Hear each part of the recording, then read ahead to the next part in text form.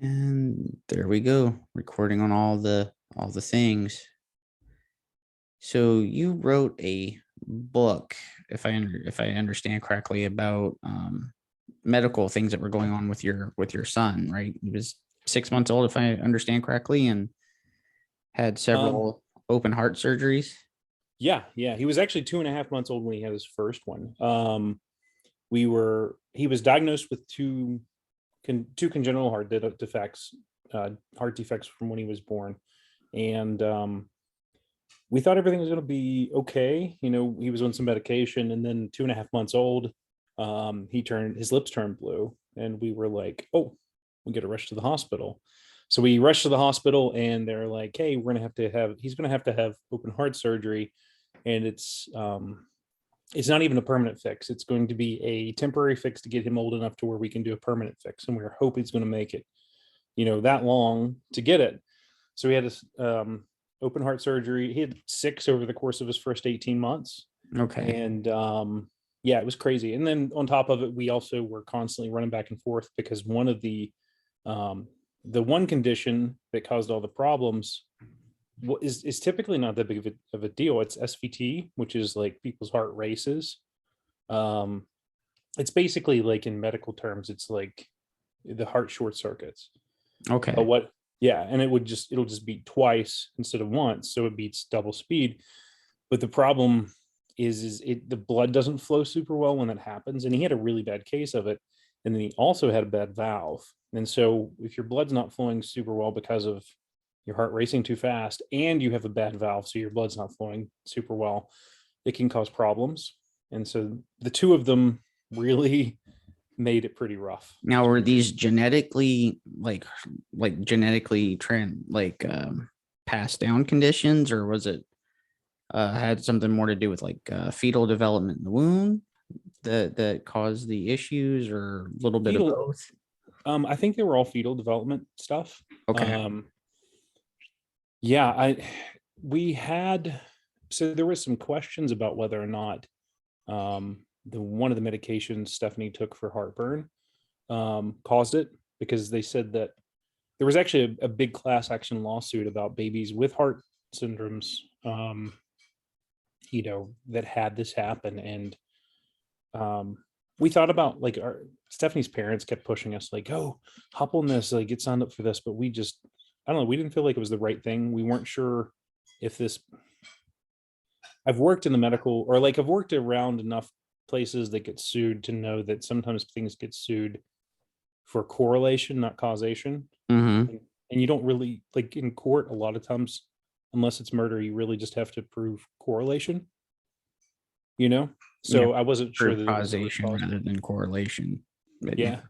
And I like being on your podcast because, like, I've listened to some of your stuff, Mm-hmm. and I know that I can use big words like correlation, causation, and not be like meaning, you know what I mean? Well, I'm glad you took the time to take a listen. I hope it wasn't too It's, much of one thing or the other, because I try to cover a wide range of topics, and it was kind of interesting because I was trying to get away from being put in a box on what all I was talking about, especially like, you know, like my friend Caleb, loves the guy to death, but arguing back and forth on the same things just kind of gets old and frustrating. And so Chuck had mentioned that you had written your book, and said you were looking, I guess, to appear on some podcasts, and that's kind of how we kind of yeah. got this set up. So, what motivated you to write the book? Um, it was twofold. Um, so one of it was financial. Like, and I hate saying that because I feel like a lot of people have problems with people making money, or problems with, things being profitable or stuff like that.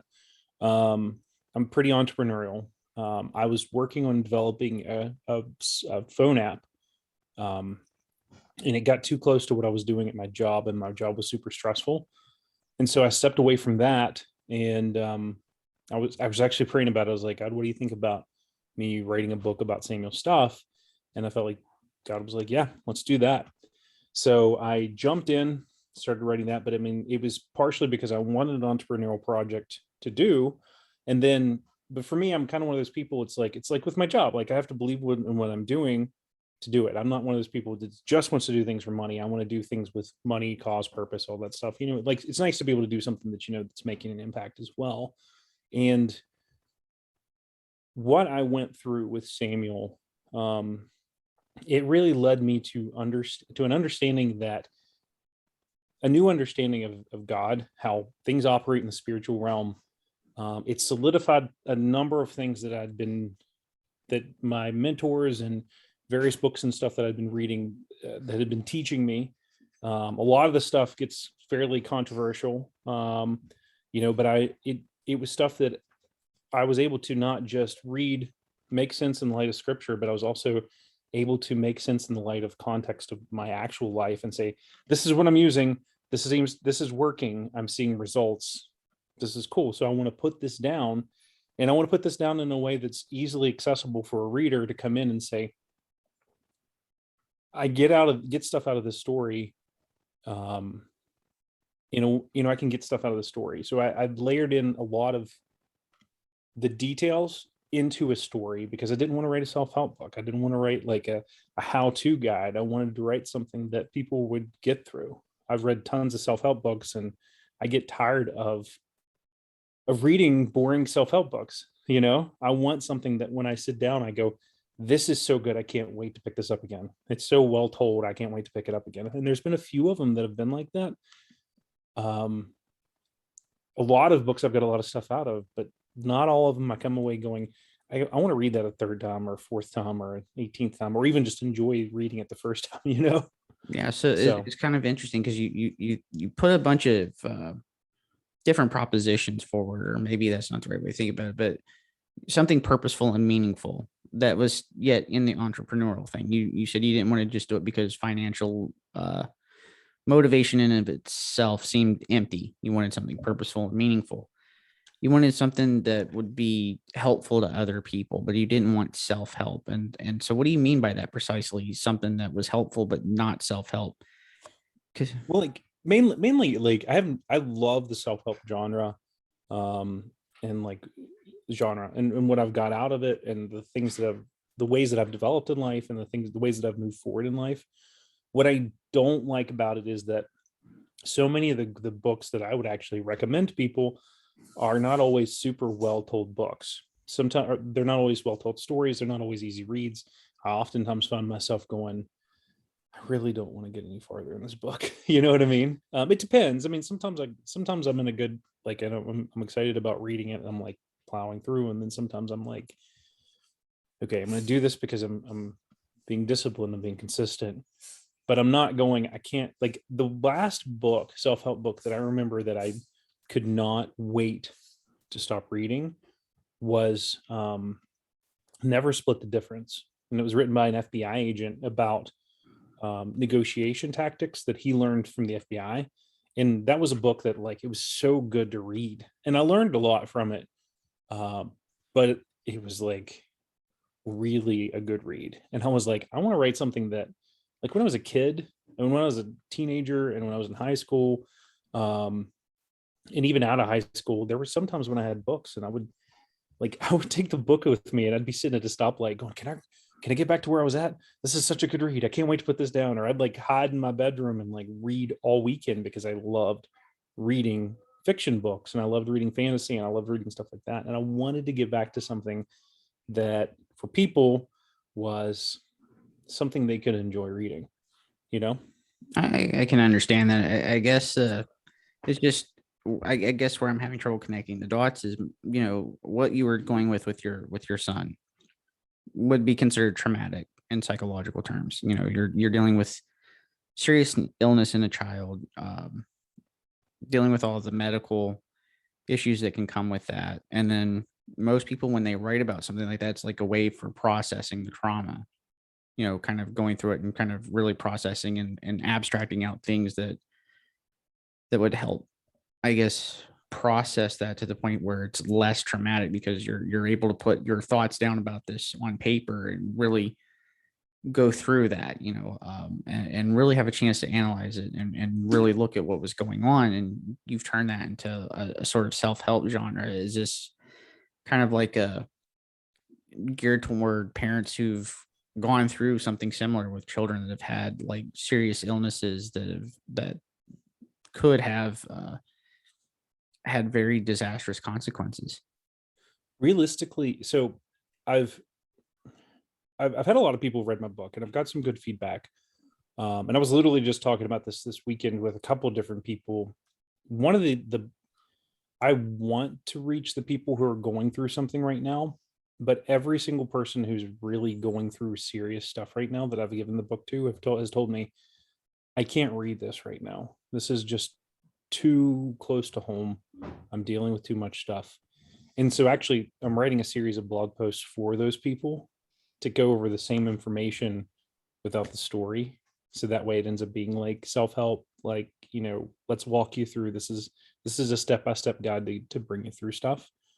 But realistically, I wanted my book to reach not just people who are going through stuff. I wanted my book to reach people um who are looking to do something, who are people who are struggling with, because does God love me? People who are struggling with, are God's promises for me? Are God's promises true? And if they are, how do I get God's promises to come about in my life? And that's why I wanted to write the book, because those are the things that I dealt with in my book. So it sounds like to me you were kind of wrestling with God in a sense of you've got this tragic, this tragedy going on in your life, and were you struggling with faith or struggling with the idea of it kind of goes back to Dostoevsky in a sense of the great, I think it was the Great Inquisitor.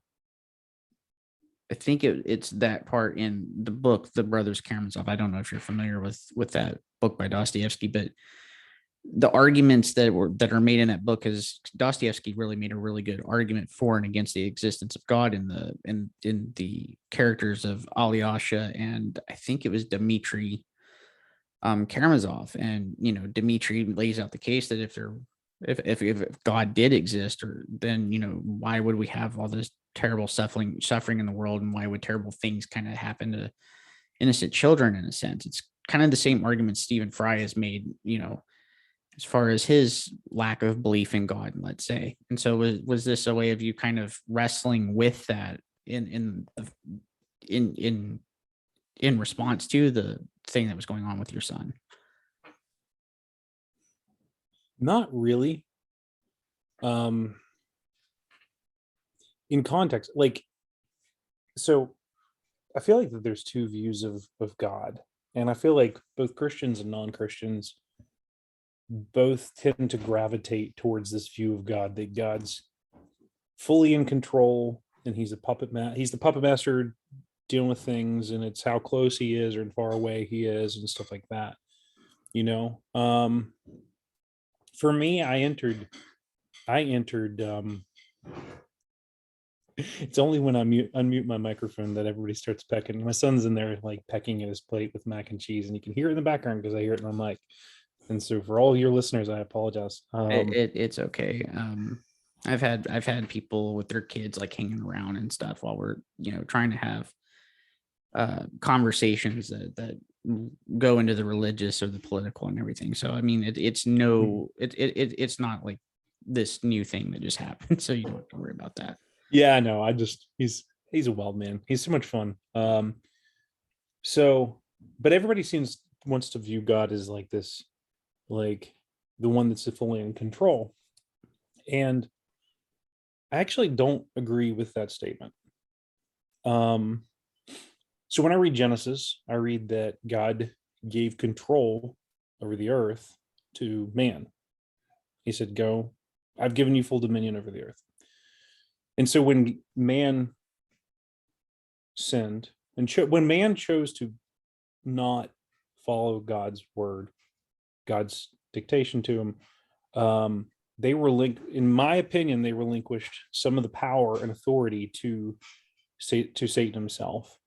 And so therefore, a lot of the things that you're seeing are caused by oftentimes man's own sin, Mm-hmm. and because of this satanic or the satanic overlord that, has power here. So what I see is when Christ came into the earth, he came to restore some of that balance of power to us and give us power and authority through his blood, through his name, through his word. And so therefore for me, it was like, yeah, it was a traumatic event, but like, I guess it's just like when I see people in the military that deal with stuff that like were, a lot of lower level, like not special forces guys, like they come out of war. A lot of times they're just super traumatized because they just weren't in control. They couldn't fight.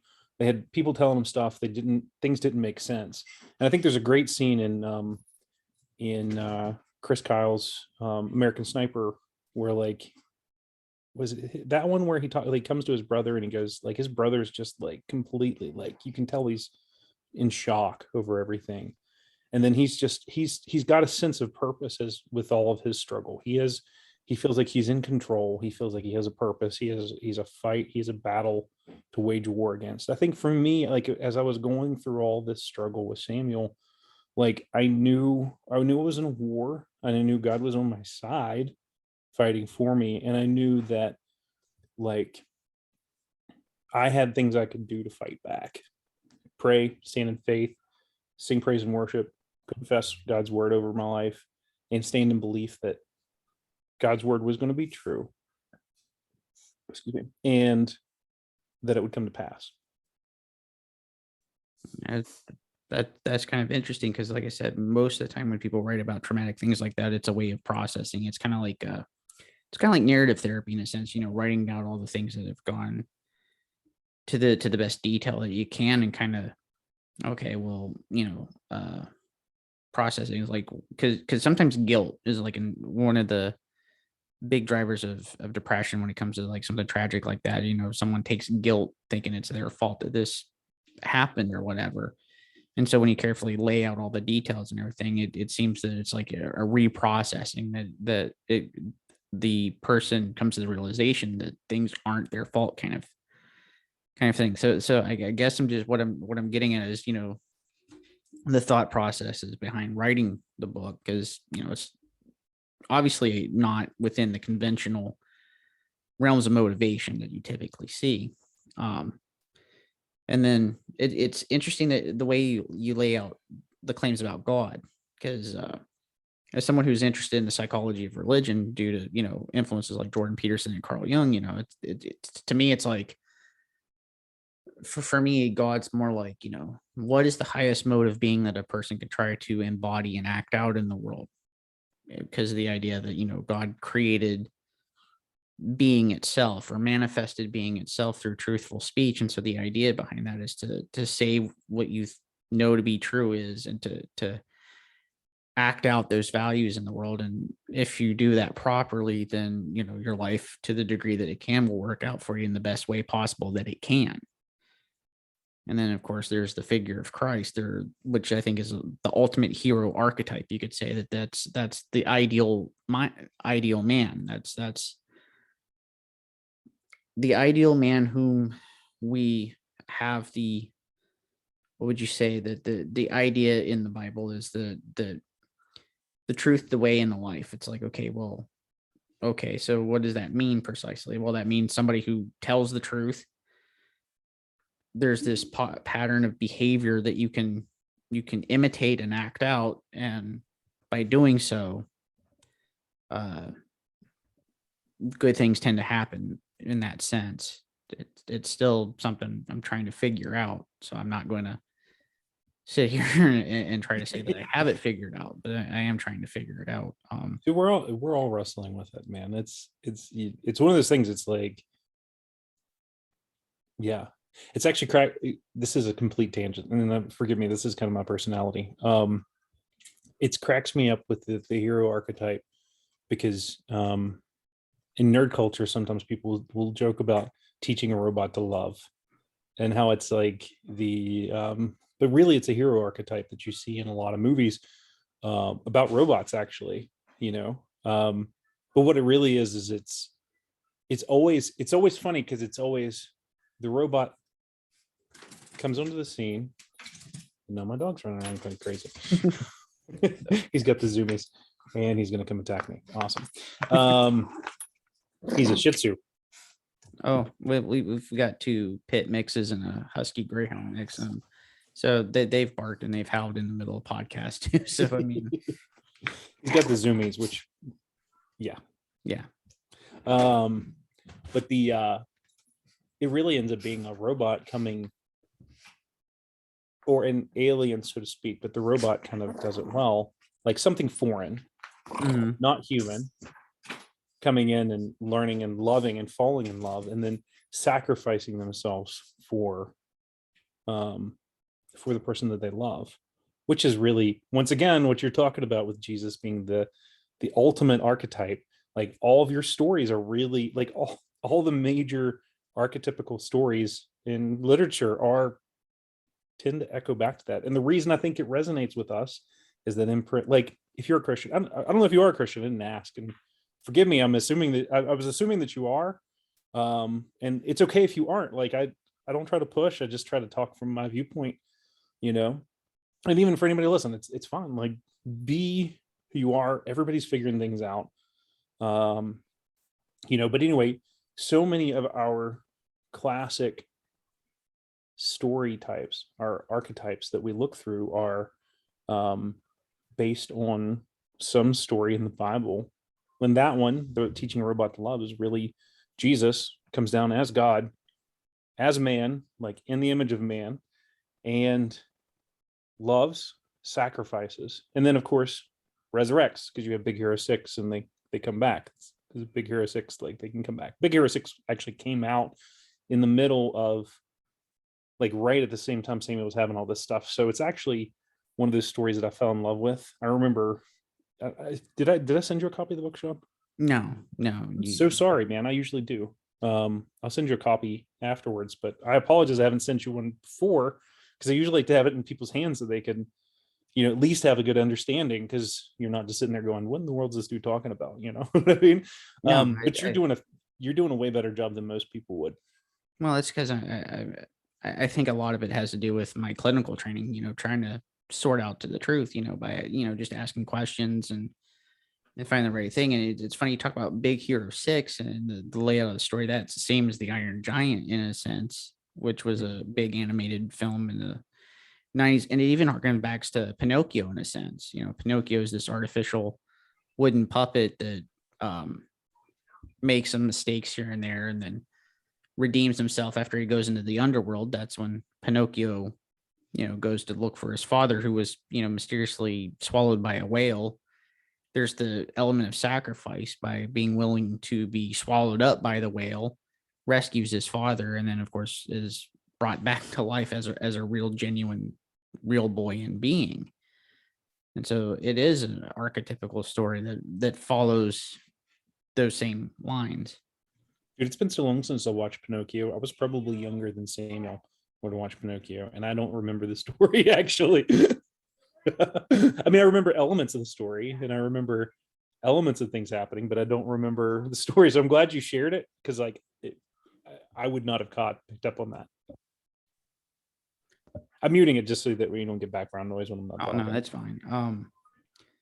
So you lay out, so your book, is it like fiction with like bits of what was going on at the time, like kind of imprinted in that, so you kind of No, I actually those, or is it just an actual account of what was going on? And it's really firsthand account, like this is what's happening, this is what I'm thinking, this is what's going on. I didn't go for any type of like fictitious things going on. I thought about layering in some I seriously considered laying in what I would depict the spiritual to be. And if we ever end up making a movie of it, I might go that route. But in the book, I went straight laced. Here's what I thought. This is what I felt. This is what happened, and let's make this an entertaining story. so how hard was it to try to get published? Because I know typically there's many people who write books, and it's the Pareto distribution problem, right? Like, Yeah. A good example is like out of all the nonfiction, or out of all the fiction books that are written, Stephen King's like up there, right? Yeah. But there's a lot of authors, they put out a book or they put out 2 books and they sell practically 0. Mhm. So how was that process for you when you were trying to get this thing published? Well, I mean, so the beautiful thing about modern day is really for you to publish a book nowadays, you can go onto Amazon and upload your script and they will print it out for you and then you will be officially published.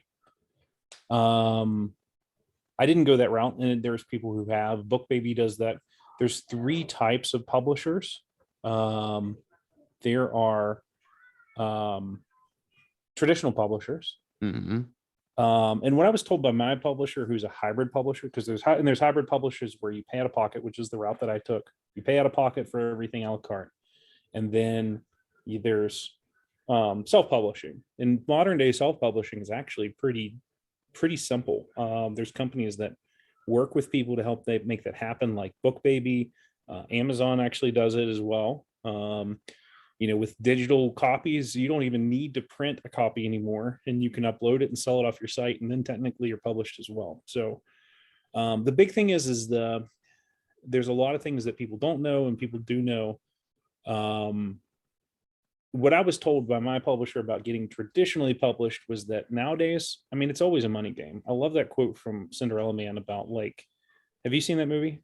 No, I can't say that I have. Oh, Sean, this is one of my favorite movies of ever, because I love a movie about a good fight and struggle victory, and this was based on Russell Crowe, or not Russell Crowe. Russell Crowe's the actor. Jim Braddock was a boxer in the 1920s, and he because we're actually getting to the point where I have to say that now. Getting old. But he was a boxer in the 1920s, and he peaked around the same time the stock market peaked, was getting ready to start working towards heavyweight championship, and then ended up going through a bunch of injuries and ended up being a last bit boxer at the same time of the Depression, and lost everything he had. He'd had a taxi company, he'd had a house, he'd had all kinds of stuff, and lost everything in the Great Depression. And it was his story of managing to land one fight and get back into becoming heavyweight champion. And it was such a big struggle victory, because he's got 3 kids and watching him go through this stuff. But there's a point where after he gets that first fight, where his manager, Joe Gould, is talking to the head of the boxing foundation. Jim Braddock had lost his license, and they let him fight this fight because he'd never been knocked out. And then he managed to beat the guy, even though he hasn't been boxing for like a year or 2 years. He manages to beat the guy. And Joe Gould goes in and he's like, basically like, you need to have him fight. He's like, why do I need to have him fight? I don't like him. I don't want him to fight. And he's like, dude, listen, if he fights and he loses, you make more money. If he fights again and he wins, you make more money. And we all know the name of the game, and it's not pugilism. Like, the name of the game is always money in any industry. So when it comes to publishing, a book, it's all about who's going to make money. So if you want to do traditional publisher route, like, you need a following, and you need a big following. One of the podcasts I was listening to, they actually said that if you have a following of around 30,000 people, like, and I mean like email list following, not social media, but like email list following, you should be able to get a book deal for about $100,000. If you have a following of 100,000 people, you should be able to get a book deal for $1 million. I didn't have an email list of that, so I didn't go that route. And now I'm like trying to pick that up and make that up now and get people my email list and get people following me that way. So, I mean, it's just a grind, as with anything, like figuring out what's a good way to market things, what's a good way to sell things to people, what's a good way to fund out things, stuff like that. Yeah, I have a friend that she's an author, and she does a lot of like horror fiction vampire stuff, and she went the Amazon route and said that she kind of wish she hadn't, because it seems like Amazon tends to make more money than she does for her books. I mean, she enjoys writing, so she's not going to be like bitter about it, but she's like, if she could have gone and done it over again, she would have went about it a bit different. Yeah. I've tried the traditional route and have struck out every time, but it's hard. It depending on what you're interested in writing, it's hard to find a niche that's going to work. Um, so it sounds like hybrid was the way to go as far as getting it. I don't know. I mean, realistically, I don't know that I've hit it big. The one thing that was been really nice so far was that, hitting Amazon bestseller status was like, I don't know that it was necessarily profitable for me. Like, real talk. Like, I don't know that it was like something super profitable. I think it was hey, we're working the system in the right way. We're putting it in some categories that it fits in, but not our, the main category. We set it up and this was the recipe. So if you're listening, take notes. He put it in we put in some categories that we put it in a bunch of different categories, including some categories that are not as well known. We set it up as the price being $1. And then I went to work actually to make sure, even though I'd paid for the, getting it Amazon bestseller status, I went to work because I wanted to see it get there because I wanted that. So actually, since it was $1, I messaged everybody and said, hey, can you help me out? We're trying to hit bestseller status. I messaged people individually on Facebook. I didn't put it up as on my social media because social media marketing sucks. And I can tell you a ton about that. But I started messaging people, asking people if they support me. I had a bunch of friends jump in and say they were willing to help me, which was amazing. Like, I'm so thankful for my friends. And we sold about 350 copies of the digital at $1. Mm-hmm. My publisher was like, hey, we've had people go #1 with 17. We're at 350. We still haven't gone #1. We made it up to number 7. And then the book started coming out and I started reaching out to people and said, hey, can you review the book? Because he's like, well, you need to get some reviews, stuff like that.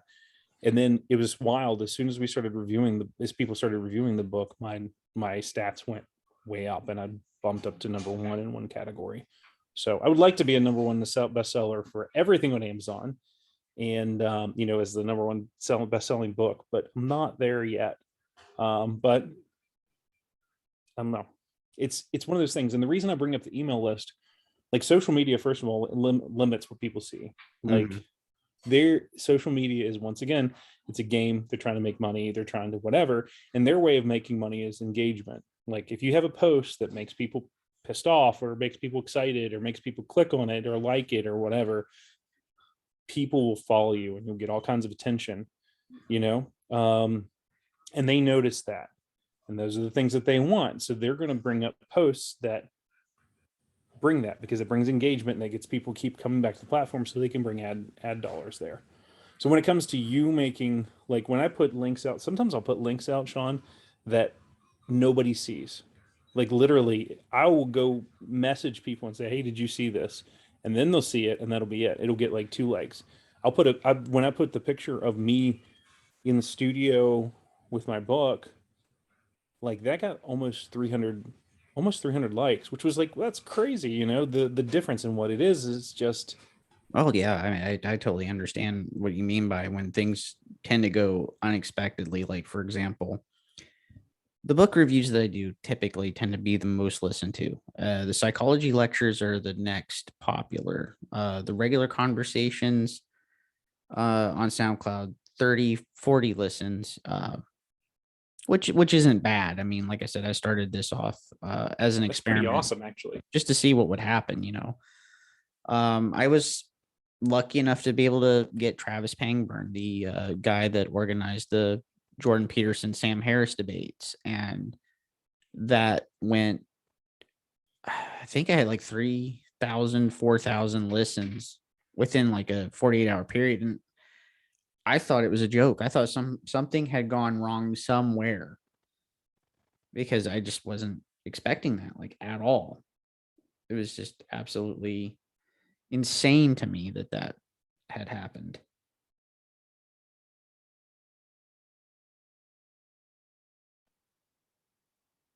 That's awesome, man. Sorry, I was turning. My son was listening to something, and I was like, I'm gonna turn this off so it's not showing up in the background. That's amazing, dude. Even 30, 40 listens. Like some of the people I've talked to. How long have you been doing your podcast? I want to say I started it. I'd have to look because it's been a while.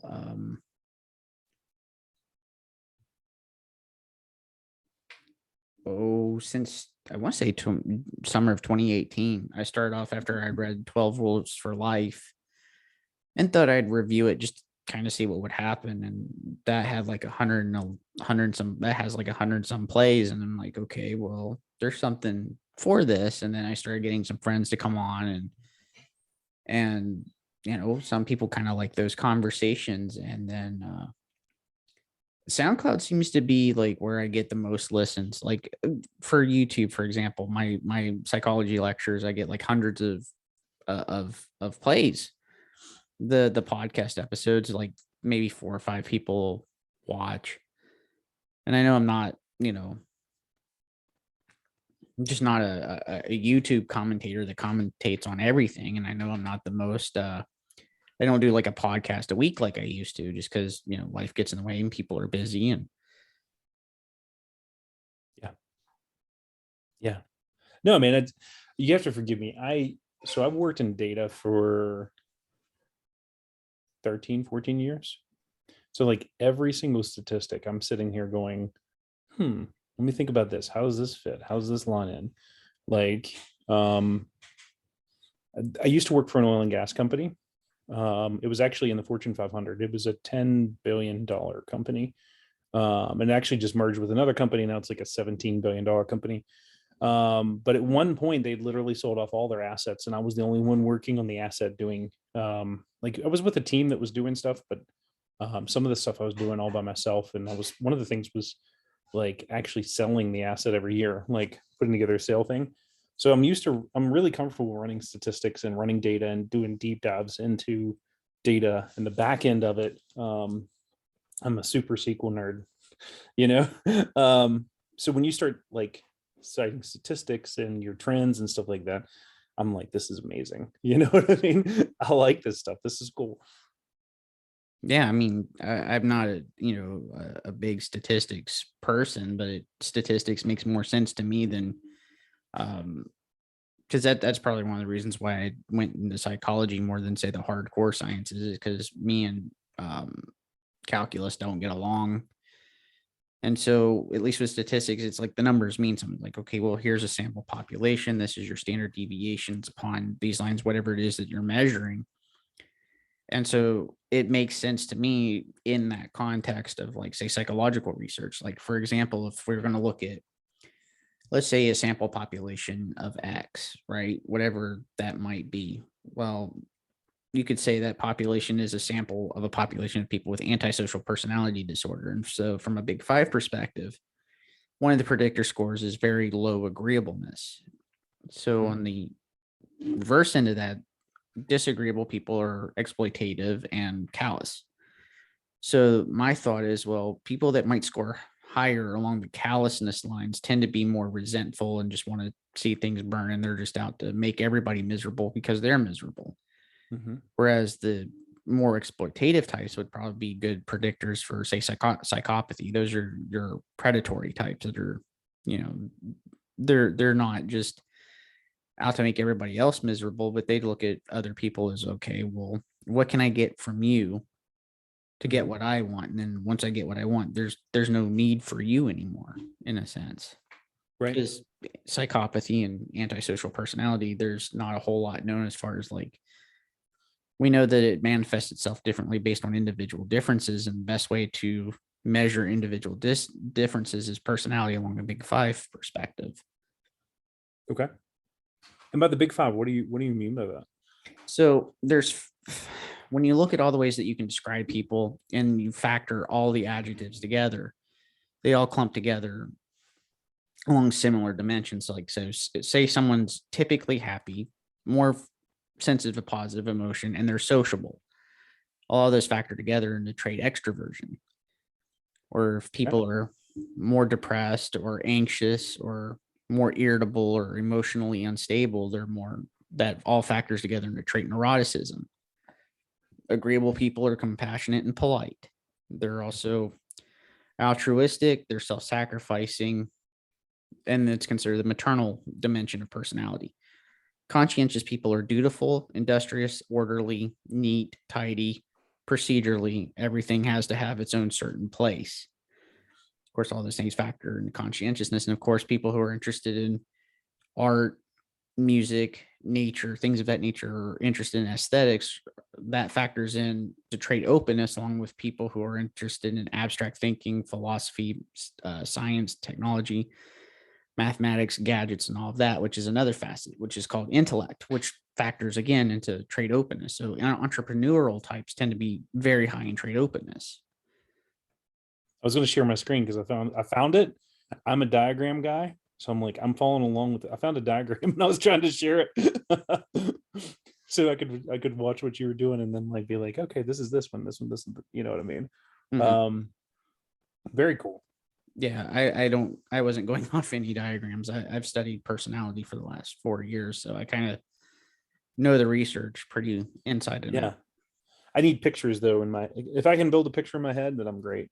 Yeah, I've been actually studying personality for a while too. It's pretty interesting stuff, you know. I tend to, so I know a lot of people like the gosh, what's the one with the letters? Myers-Briggs. Yeah, Myers-Briggs tends to be the popular one with a lot of people. It's pop psych, but its scientific reliability and validity is not the best. Now, there is something to their reliability on measurements of, say, extroversion versus introversion, which extroversion is extroversion, introversion tends to factor more into neuroticism than, say, extroversion. Okay. But the other dimensions, according to the Myers-Briggs, are not very reliable, especially on a test retest. You might feel one way one day, and then on a retest, you might feel another completely different way about that because it's self-report. And that's one of the problems with personality measures is the self-report.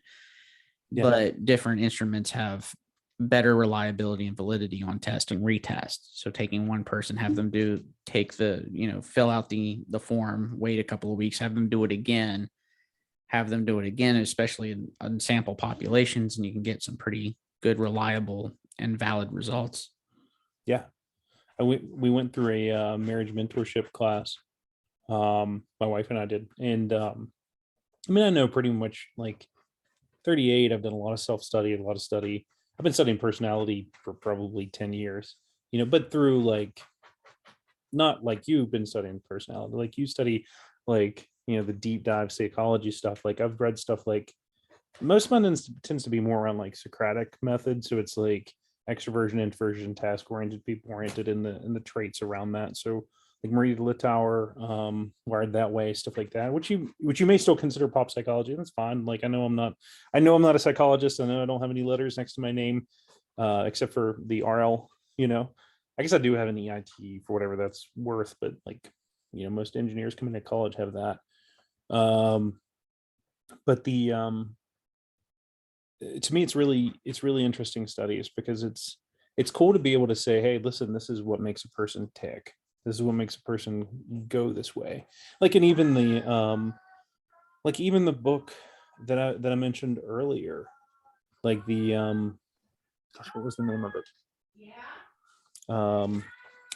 Never Split the Difference. Like even that like delves into like why people tick the way they do, like why certain things, like active listening techniques have been a big thing that I've been studying in the past probably 2 years, because it's a really great way to help people feel listened to, but it's also a great way to help people deal with trauma. And yeah, because I mean, I feel like helping people deal with trauma and pain in general is just it's a thing in our society that we've lost how to do. One of the things I talked about in my book was with when we were going through stuff, we had a couple. One of the wife was Jewish, and the husband was actually like Syrian Italian. So it's kind of funny. And the reason I mention it's because like it's almost comical the fact that they're married, you know. But they're great people, and they've been friends of ours for a long time. But when we were going through stuff, they just knew how to help us deal with it. And the way they helped us deal with it was they'd call us and say, hey, listen, can we bring you dinner? Or can we just, we're going to be down that way. Do you care if we come hang out? And they would come hang out. And when they'd hang out, they didn't tell us, they didn't quote scripture. I don't even know if they ever prayed, or if they prayed, it was a few times, like with us. They really just came and sat and hung out with us and like helped us just feel like, hey, we are here for you. We're a presence in your life. We care about you. And that to us was, I mean, it meant the world, Sean. Like, Yeah, it sounds like they were being a really good support system. If it, because I yeah, mean, especially when you're dealing with, I'm not sure if this was like during the hospital stays with your son, or if this was yeah, during this recovery period, but when you're pretty much stuck at the house and you're going through things, and it's nice to have that support that breaks up that monotony, so you're not kind of sitting there ruminating on all the things yeah. that could go wrong or have gone wrong, and all of that. When the bad thing about it too is like so many people who try to like people are just not comfortable with grief in our system. In the US, people were just not comfortable with grief. They're not comfortable with dealing with people's pain. They're not comfortable with dealing with people who are whatever. And I posted something on LinkedIn because when my friend's moms died, and I've been trying to pursue since we went through our stuff and watching what my friends Dan and Karen did. Like a lot of people would try to be helpful, but they'd come in and they'd say stuff, or they'd try to give advice, or they'd talk about their stuff, or they just, want to tell you like, well, you should be doing this and you should be, I don't want to hear any of that. Like I'm going through some of the worst stuff in my life. I want somebody to say, hey, I hear you. I've got your back. I'm here for you. Yeah, you want You your know, feelings to be validated, and you don't right. want someone to try to tell you about some worst thing that they've gone through. Right. And I don't want them to tell me, well, you should have been doing this and you should have been doing this, or, well, in the worst, the most annoying is when people give you like, well, it's going to be okay. Or like, well, uh, this is a good thing. Like, cause God's making something great out of you or something. It was like punch in the face. And it made me want to swing back, to be honest, man. Cause it's just, you're in pain. Like the last thing you want is somebody coming around and like I don't know if you've read Job. Have you read Job? I'm familiar with the story, Job. Let me see if I've got this right. It's been a while. Job was very faithful to God, and so God and the devil, Satan, Lucifer, had this bet to see if he could be broken and break his faith. And so Job went through all these different catastrophes in his life Yeah. in this attempt to break him, and he never broke. And so God won the bet. Mm-hmm. But but I think that was a good story about the fact that you can think of these are the things that are just inherent in our existence. Yeah. Yeah. And so you can't really be resentful about that, because there's a line in the Old Testament that it rains on the just and the unjust alike, and so you can't Yeah. take these things that happen personally. And then The main reason I mentioned them, and sorry to, if you don't mind, if I, or you can go ahead. oh I'm no, sorry. go ahead, go ahead. Well, the main reason I mentioned them is like, so Job's friends came in and told him like, well, maybe you did this, maybe you did this, and like you had to have done something wrong. You had to do something bad. And Job pretty much spends his whole time defending himself, which like that's pretty much the entire book. Like his friends telling him how he screwed up somehow that he didn't know. And Job's like, no. And there's a couple cool, interesting takeaways from that. First of all, like if you've had that much stuff go down, like Job must have been so freaking exhausted from his friends. I'm surprised he didn't like run them off. I would have been like, dude, if you can't have something, if you don't have something nice to say, just get away. I'd much rather be alone, you know? And you see that when God finally steps in and intervenes and says, you know what, I'm going to do something. He says to Job's friends, or he says to Job in the presence of Job's friends that, listen, unless you pray for them and ask that I not kill them, I'm going to take them out. Like they've been condemning you for something you didn't do. Mhm. You know what I mean? And it's like God saying, hey, this is offensive to me, how bad they've been to you as friends. You know what I mean? And that was kind of the key takeaway. Like I would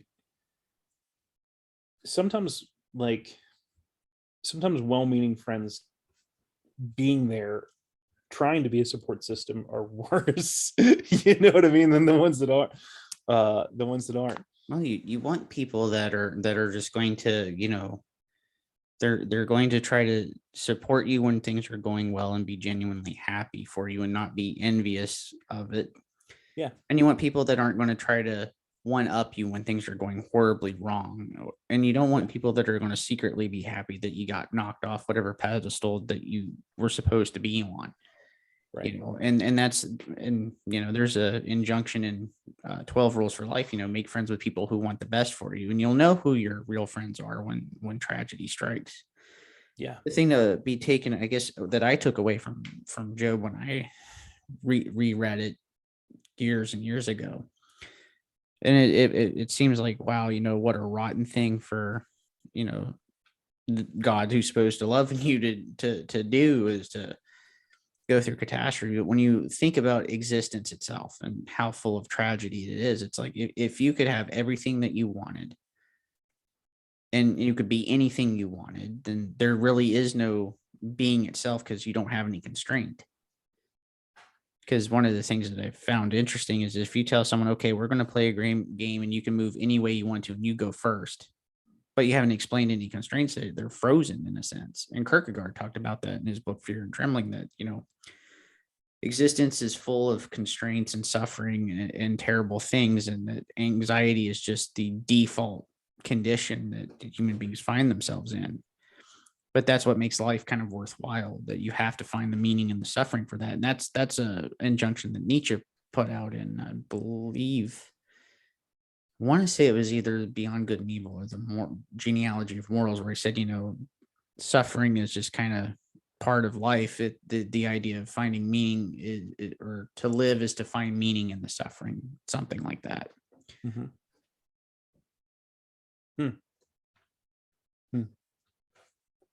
It's interesting because, like, one of the things that I've and I'm going to lance this back around to exactly what you're at. One of the things in the spiritual, like, discussions that I've had with a lot of people is, a lot of times, like, I like preachers that a lot of people like to label under the prosperity gospel stuff. Like, I like Joel Osteen. He's a little goofy, but I like him. I like Joyce Meyer. I like the way she teaches. I like Kenneth Copeland. I like teachers like that. And I tend to actually, when I read scripture, I tend to align with the way that they believe. But it's interesting because, like, usually the big complaints are like, hey, they don't preach all scripture, blah, blah, blah. I'm like, that's not accurate. Like, in fact, most of the preachers that the people point to, I'm like, you're not preaching all scripture either. But second of all, like, the really big problem tends to be to resolve around the fact that, they're promising God's goodness and they just seem to not like that. And I'm like, or they start to say, well, you're going to have suffering, you're going to have this stuff. And it's like, yeah, I mean, you're going to have suffering, but you have to look, like, even at the Old Testament. And the reason I'm lancing the background is this, like, God's promises are for goodness and to prosper us and to do all this stuff. But you have to look at where all those promises were made, where they were at, what they had to struggle with, what they had to deal with. And there are times where Israel had peace and prosperity and things were good. And to be honest, like, we've had that in the United States. To be honest, if you're really wise about what's going on, we really are at a time of not just prosperity, but opulence in the United States. I mean, our poor eat better than most of the world. It's crazy. We don't have people starving to death. We don't have people dying of, without water. We have medical access for everybody. And granted, yeah, we need to do things better for sure. But anyway, But things are a lot better than what the damn doomsday cultists, which I would say the environmentalists and the supposed humanists, have to say about it. But things are way better than what they try to make it out to be. Totally. Now, granted, we've got some other problems that I've been pointing to, and that's just I would say, the disturbing rise to authoritarianism. Yes. But and the frustrating thing about it is the rise to authoritarianism has been literally brought on by the backs of people saying, well, he's authoritarian, and then they go and be authoritarian. But well, it's not a surprise to me that it happened. Because when you have disease prevalence in a population, you do start to see authoritarian attitudes rise, not just at the Sure. governmental level, but at the individual level as well. Yeah.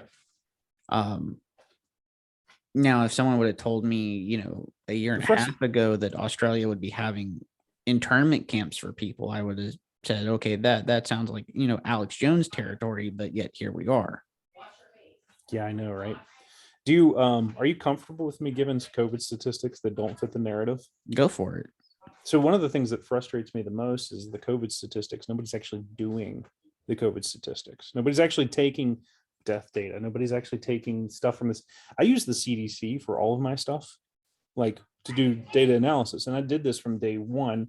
Like when people started shutting down, I started following death trends on the CDC. I started like keeping track of stuff.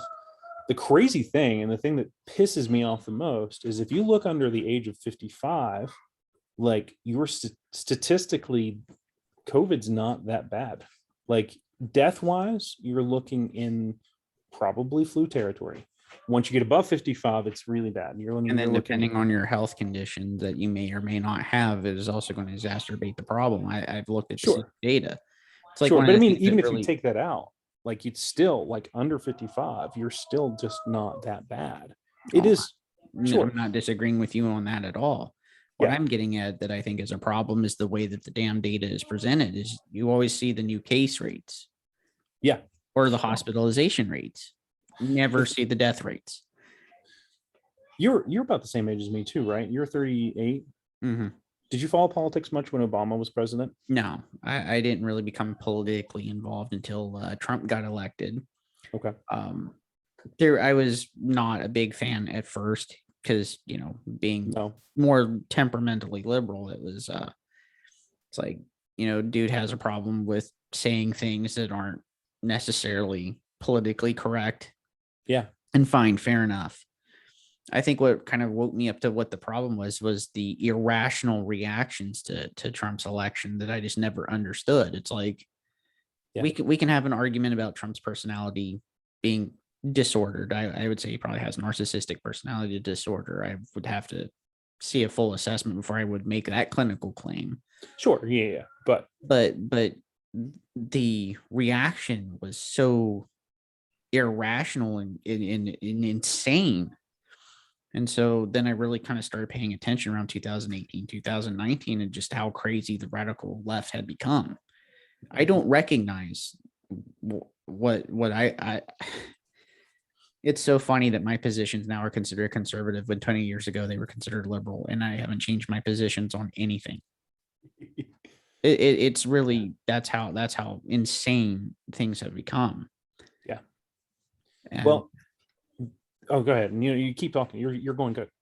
no, as I was going to say, and so I can remember when censorship used to be a conservative thing, and that was like something I would criticize, and now it's not the conservatives that are engaging in the censorship. Yeah. Yeah. The so I've been a conservative for a long time but actually I wouldn't say conservative. I've been a libertarian for a long time. Like I would say I'm a libertarian. I've tend to voted along conservative values, but this past year has shocked me in what's going on. Partially because the people that I thought were there's so many people that I thought were pretty solid people that I realized that weren't. The reason I'm bringing up 2008, I remember I started following politics in like 2004 in college, and then really started studying it after I got out and watching things. And what I started to realize was that our constitutional values, I started reading the history and started digging into like some of the stuff. I haven't done as much as I should have, but I've done enough to understand why we've prospered as a nation, why contextually in history, like we are such a big unique spot. And actually probably one of the best books I've read on that's 5,000 Year Leap. Great book that talks about how like literally like it catapulted us forward in history with what we put in the United States by allowing freedom and autonomy, freedom for people to do and to be self-governing. And I would 100% agree. I think we've gotten to this point in society where we've become prosperous, and literally we've made the entire world prosperous. Personal opinion, and I think it's easily citable by facts. And thankfully I don't have to defend myself here.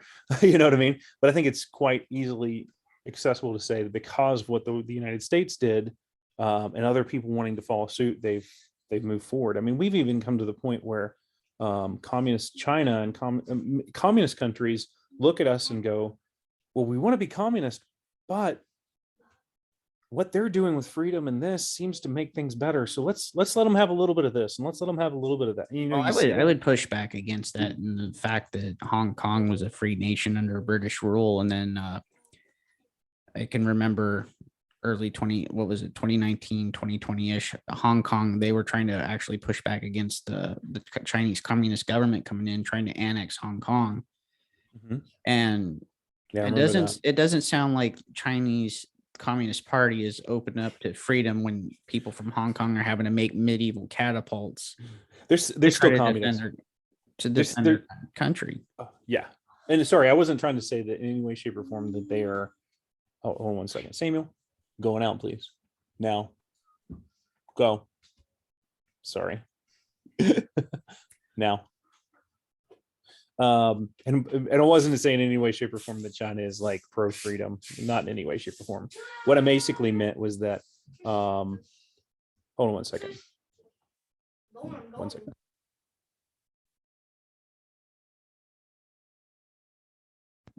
Sorry. Kids, they're so much fun, dude. They're a blast. They're a lot of work. Basically what I see sometimes China will say, you know what, we're going to relax a little bit and allow a little bit of capitalism. We're going to relax a little bit, Well, allow a little bit of religious freedom. Yeah, okay. Economically speaking, I can agree that they've probably opened up a bit of a freer market because it works for them. Right. The religious Just freedom, a little bit. the religious freedom, I'm going to disagree with you on that one, just because of what they're doing to the Uyghur Muslims with the concentration camps and the gulags there, and they're still Yeah. You don't hear of Chinese Christians or anything like that, so they still persecute any religious group, just like the Soviet Union did when they took out the Orthodox Christian Church. Yeah, 100%. They are definitely still tyrannical communists. Like I said, sometimes they'll let up just a little bit, and most likely there's probably times that they just signal that they're letting up and they're not actually letting up. That's possible too. But my main point being that we've brought the world forward because of our advances and what we've allowed people to do. Because people, when you take away this tyrannical government from people, you allow people to think and feel and to be better. And you see that like with this Orwellian push, this authoritarian push. Like I've heard so many people, and I've seen it myself, just talk about how nasty people are becoming in the United States. And I think a big part of it, people are controlled by fear, and people are you have a government telling people what to do, and people were just like, well, why would I care? Like, I don't think fear is really the big motivator. I think it's mostly disgust. Okay. Yeah, and because disgust is an emotional response in regard to to disease. Yeah. I mean, I this is purely anecdotal, but sure.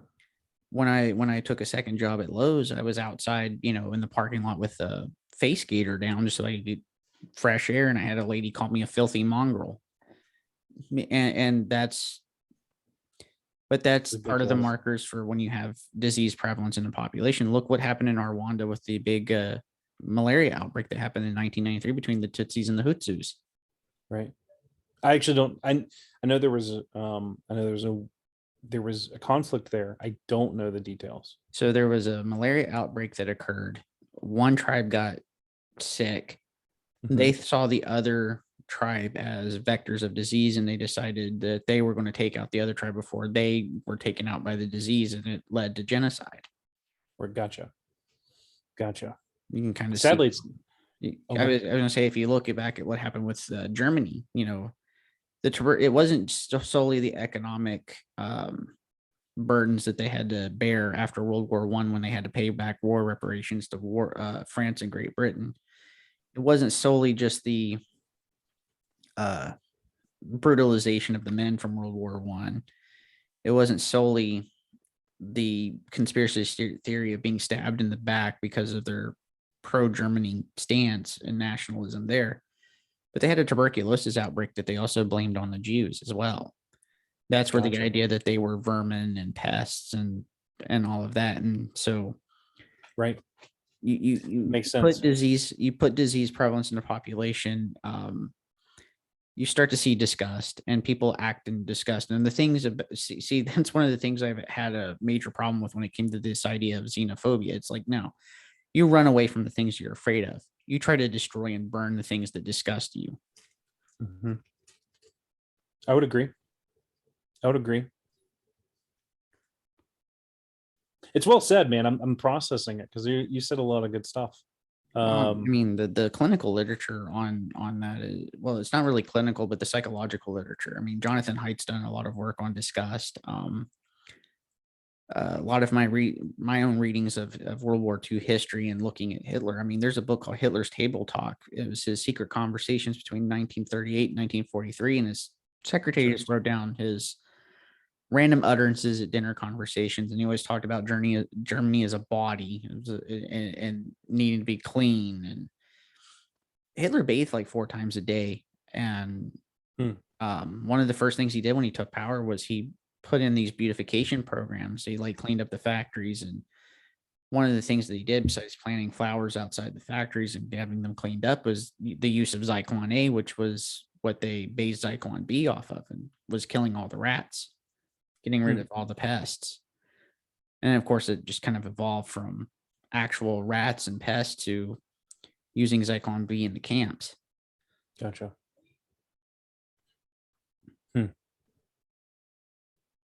It's good stuff, man. I'm actually really, the one thing I hate is that like I feel like we could have a ton of great conversations, and I feel like we're just having this on a podcast, and I'm like, I feel like if we had I'm excited about it because I feel like we can go a lot of good ways. Oh, and the main reason I was bringing in the political discussion anyway in the first place.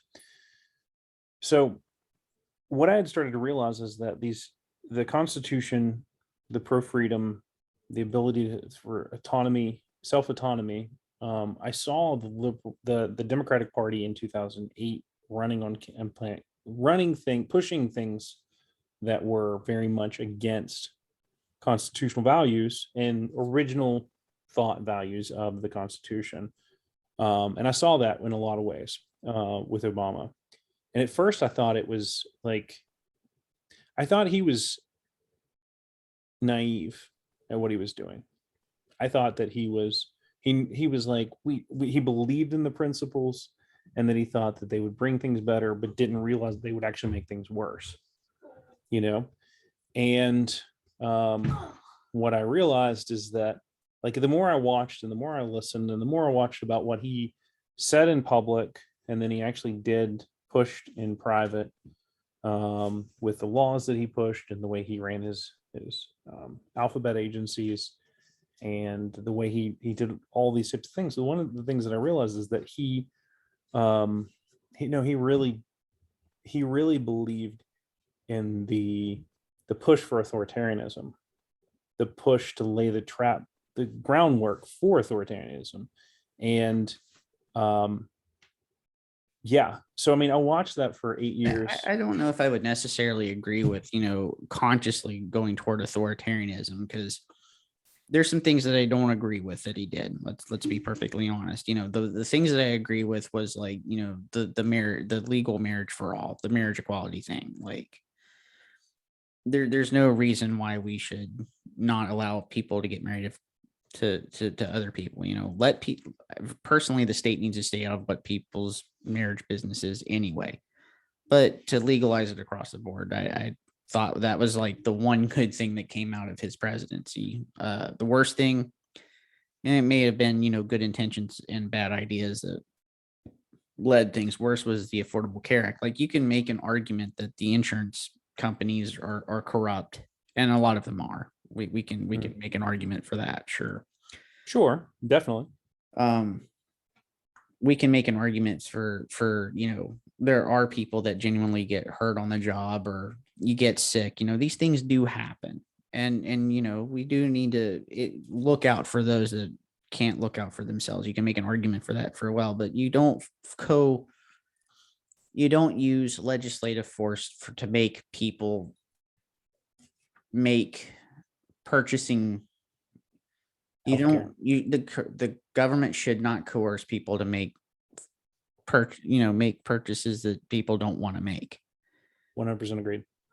And I think that was an unintended consequence. And that's one of the things that I think has kind of maybe pushed me a little further right on that, is the idea that, the law of unintended consequences. You cannot be so sure that your intervention is going to have the outcomes that you want. There might be some outcomes that are absolutely awful that you didn't think about.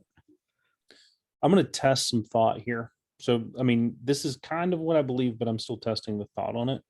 Part of me thinks that this was actually, it wasn't unintended consequences.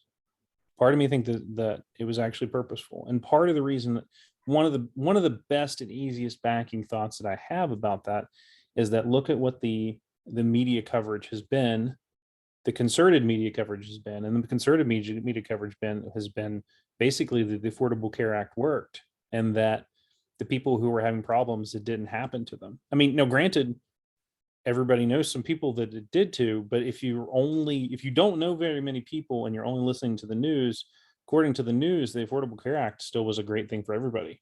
Now, there's some things in the Affordable Care Act. There's a few policies that I thought were fantastic, but as a whole, I don't think that I agree 100% with you. I know my own mother has to deal with ridiculous health insurance rates. I mean, ridiculous, like $1,000 a month for minimal coverage because of the Affordable Care Act. And like, it's ridiculous, like what it's done.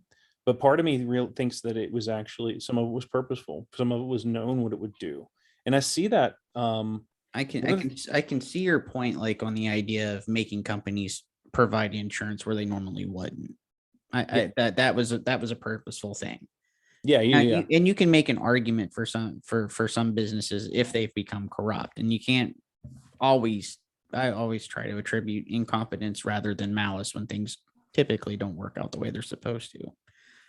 But a good example, and again, this is anecdotal, it's not empirical, but yeah, Christina had a really good job when we lived out in Nevada. We had really good insurance, but because the insurance was above the government standard, the government was willing to fine that company for having insurance that was better than their standard. Yep.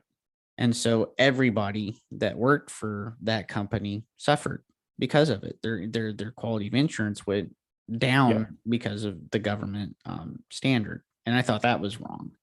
Yeah, 100%. And then forcing people to make a financial purchase is like, well, if you're not going to pay to get insurance, then you're going to pay a penalty in taxes. And it's like, no, because if the person can't afford insurance anyway, then what makes you think that they can afford the bloody taxes? That seems like a really bad idea. Now, is that an unintended consequence, or is that something that was in there on purpose? I don't know. I mean, part of the reason I think it was an intentional was,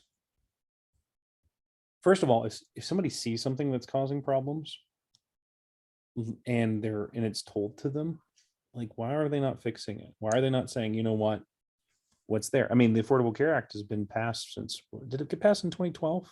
Something like that. I think it was something like that. So it's been 9 years that the Affordable Care Act has been law, and a lot of the stuff very quickly came to view. And I mean, Hillary ran on, like, she was an unlikable person, and she didn't win. I don't think Trump won the election so much as Hillary lost it, and she lost it when she decided to play identity politics. You don't take 50% of half your population and label them racist, sexist, and misogynist and expect that to go well for you. I totally agree. And I think Hillary was, I think a lot of people held their nose and said, I'm going to vote against Hillary. Personally, I didn't start liking Trump till about the time he got elected. And it was mainly because I'm going to say something that I don't know if you'll agree with or not, and that's okay. But I liked Rand Paul. He was probably one of my favorites. Oh, Rand Paul's a good dude. We're talking about the same one, Senator Rand Paul, right? Yeah, The one yeah. that's been chasing after Fauci. Yeah, he's a libertarian that just happened to go with the Republicans because it's very hard to be a libertarian and get into, Yeah. the larger, into the larger bodies of government. Yeah, 100% agreed. One of the things, so, and this may make you balk a little bit, but policy wise, I felt like Trump was actually a better libertarian than Rand Paul, because I felt like Trump actually got the things done. Well, see, Trump isn't particularly a traditional Republican. I think that his policies, like, I think some of his policies were really, really good. Like, my problem with Trump was just his mouth. Yeah. And one of the things I feel like with Trump too, like, and I'm not justifying the man, whatever. I really wish we could have had a much more likable president. One of the things that I saw with Bush and with Romney, so Bush, they actually, and I actually really don't like Bush anymore. I used to think he was pretty good, and now I've started to think that he's kind of the same ilk, and they're all kind of working together. Well, I thought Bush was kind of a moron. I was embarrassed when Bush was president, and I was in high school at the time. I was 18, and it was because, like, guy could not speak worth anything. Yeah, but the guy wasn't really goofy. He was goofy. He was very goofy, and he had a really bad tendency to flub his words. And then the Patriot Act, that was a problem. Oh yeah. Well, I mean, then in the Patriot Act's one of the reasons that looking back, I realized, like, I think he was of the same ilk, because they're all kind of working with this thing. And sorry to sound too conspiratorial. 1 second.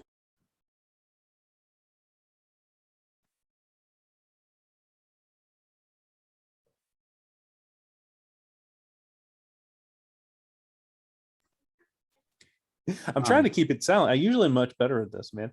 I think I know where you're going with this. Is the Patriot Act has pretty much laid the foundations for some of the crap that could happen, especially with what's going on with COVID.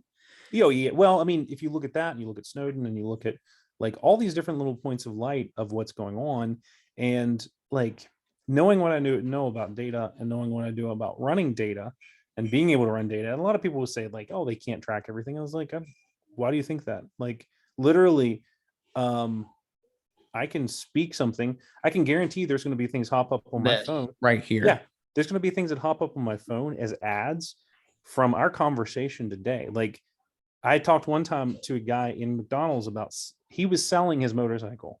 I don't have a motorcycle. I would like a motorcycle, but I sure as heck am not going to talk about selling it. And I got an ad for selling my motorcycle. I'm like, I've never searched that. Me and my wife were talking about, getting another bookshelf, because I've got, like, a bunch of books, and I got more probably coming for Christmas. And there was an ad from Amazon on one of the social media platforms of, hey, look at this big old bookshelf.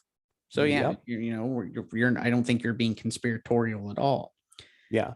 But one of the things with Bush, as a Republican, like, I don't think he was an idiot. I mean, he was Yale, right? Harvard, Yale. I think he said he read a book at Yale while one of his friends wrote one or something like that. I think that was a joke from one of his speeches, but no, Bush actually graduated from. Yeah, I'm not disagreeing with that at all. Yeah, and I don't think he was I'm sure he probably wasn't the smartest. I know sometimes he didn't present well. Exactly, he didn't present well. But the bad thing is like, Biden doesn't present well, and the media covers him so well. Oh, Biden's the greatest thing. The media played Bush, and if you watch the media coverage, it was really that. And so when Romney ran against, and I don't like Romney, and I really didn't like him, but when Romney ran, and when what's his name ran, both of them, I mean, the media played them. And Trump was what the Republican Party needed to get through it and break through the media. Trump was a symptom of a much larger problem, and Trump is really a symptom of the culture war.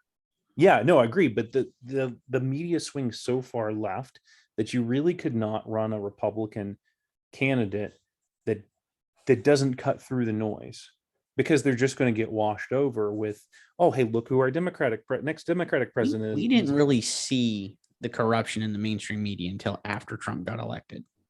I saw it. I saw it back in, like, I didn't see it as bad, but I saw it in like I mean, 2000. there was inklings. Like, for example, Romney is about as vanilla as they come. Right. And the idea of, well, Romney's going to put people in chains. That Mhm. was one of the big things that you said. Romney's going to put people in chains again.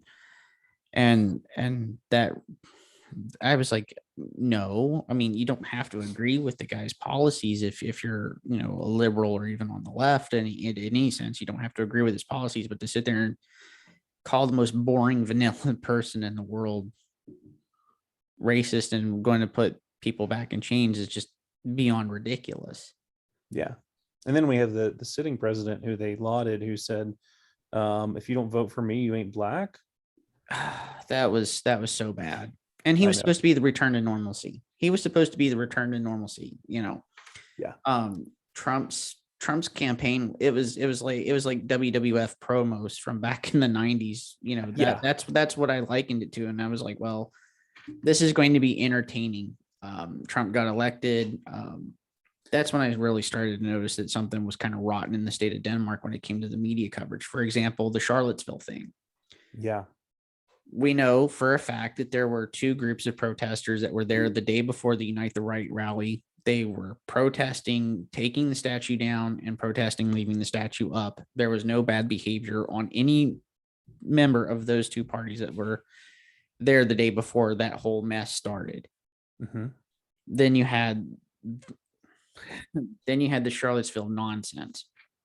And Trump said, yeah, there was fine people on both sides, but they keep leaving out where he condemned the white supremacists and the neo-Nazis, like right in the next breath. Mm-hmm. My only criticism of that on Trump is, maybe you should have come out and just said, look, Nazis and white supremacists are bad and they need to be condemned completely. Let it blow over a couple of weeks and then call out the radical left on their bad behavior. Right. Instead of, well, we're just going to step on the landmine and condemn the bad behavior on both sides. Right. It's a game where it's kind of like back in elementary school when if somebody just doesn't like you, it doesn't matter what you say, they're going to find some way to. Absolutely. And Yeah. that's where that's when the illusion finally wore off for me. It was like, wait a minute. No, I watched the original video. What are you Right. what are you nutsacks talking about? And then the Jordan Peterson thing, really, that was a good wake up call too, that, the culture war was raging. And granted, it's not in the community colleges, but it sure as hell is in the universities. Yeah. And that's when I started like listening, like Tim Pool. Like I don't even like Fox News or CNN or any of them. Like I get the Daily Wire and Tim Pool. Like that. Right. That's my news sources. Right. Yeah. I get Epoch, and I've liked them pretty well. I like Advance America, Daily Wire. I get like emails from them, and I just get a spread of stuff. And honestly, like my big thing is this: like I've always approached it in the same way that I approach data science. Like I tend to know where the biases are and like catch them. But the problem is like Glenn Beck talked about the Overton window a while ago, which you're probably more familiar with than I am.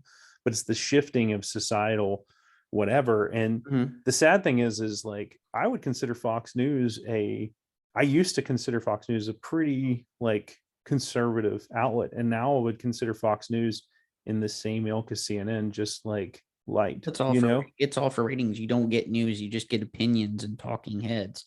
Well, no, but like Fox News literally when Disney bought Fox, yes, Fox stayed with whomever, but there were some significant leadership changes. I mean, you have the most conservative news network getting led by Donna Brazile, like she's in power, and then you have people that ran on, was it Hillary's campaign, Biden's somebody's like Democratic campaign, like as an executive there at Fox. I'm like, wait a second, I thought. Tucker Carlson doesn't even strike me as like your traditional conservative anymore. I would say Hannity's more of the traditional tradcon or traditional conservative that they have. Because, Carlson's, the way he talks, he breaks from conservative talking points more so than Hannity does. But I mean, if I want someone to, like Tim Pool will read the news and they'll say, okay, here's my opinion, but he's reading you the news from the source, so you can go to the source and you can get, formulate your own opinion on it. Right. Ben Shapiro's is like, hey, look, we're conservative. This is what we think, and here's the news. But they're upfront about it. Right. CNN tries to act like they're objective, but they're not. It's just like, we're going to tell you what you should think, and if you don't agree with us, then we're going to call you a bunch of epithets. And yeah, I've been lucky with the way that I've approached things, that I've had names thrown at me, but nothing is stuck. Yeah. Surprisingly. Yeah.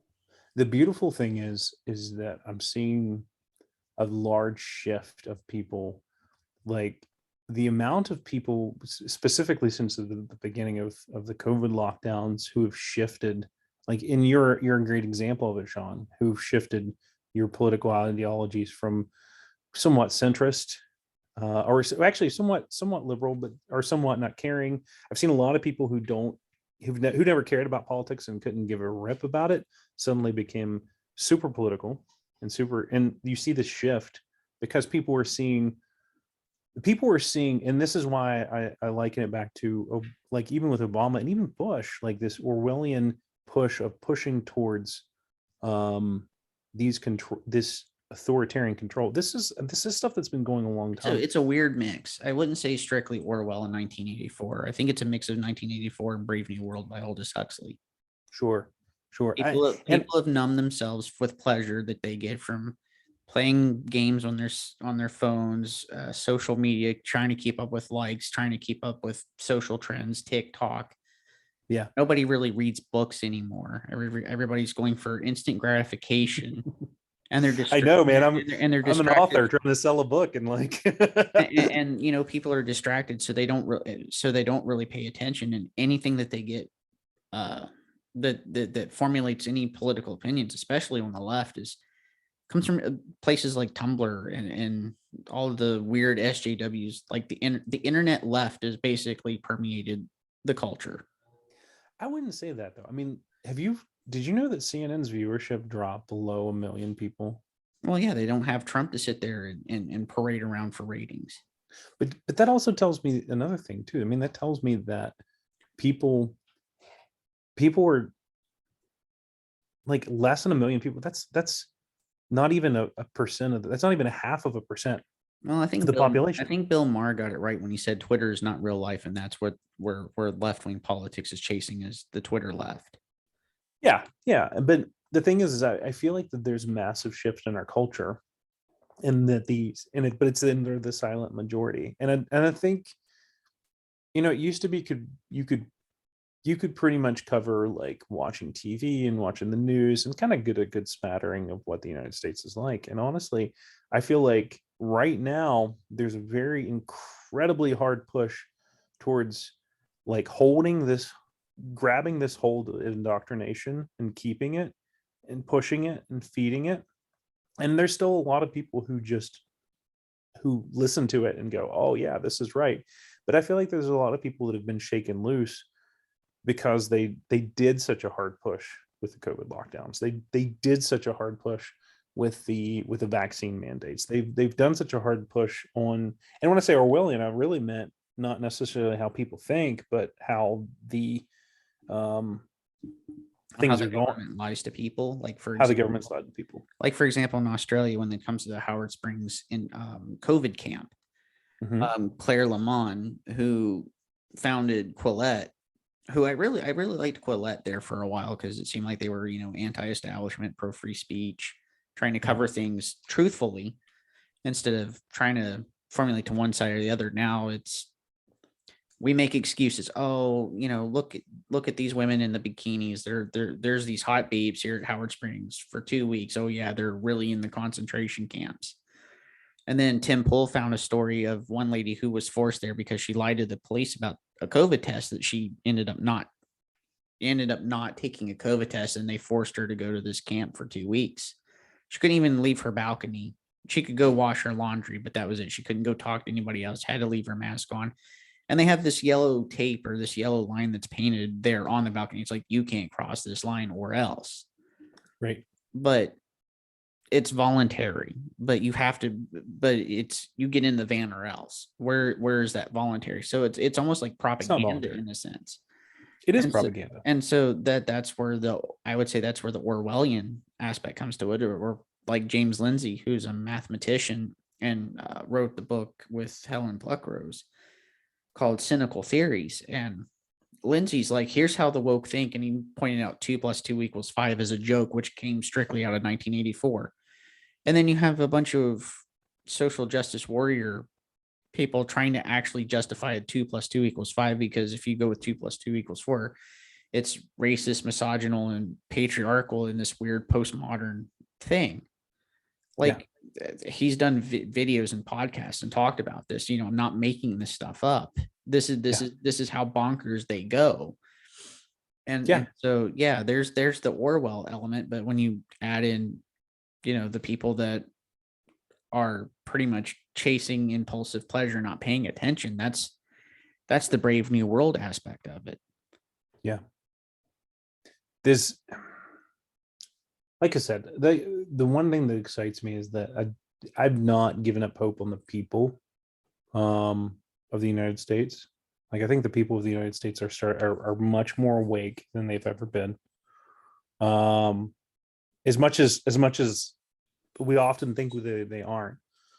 And I think that the people of the United States are looking for they're looking for media to actually follow. People like Tim Pool, people like Daily Wire, and I would love to see I would love to do the data on those things and see where that lies.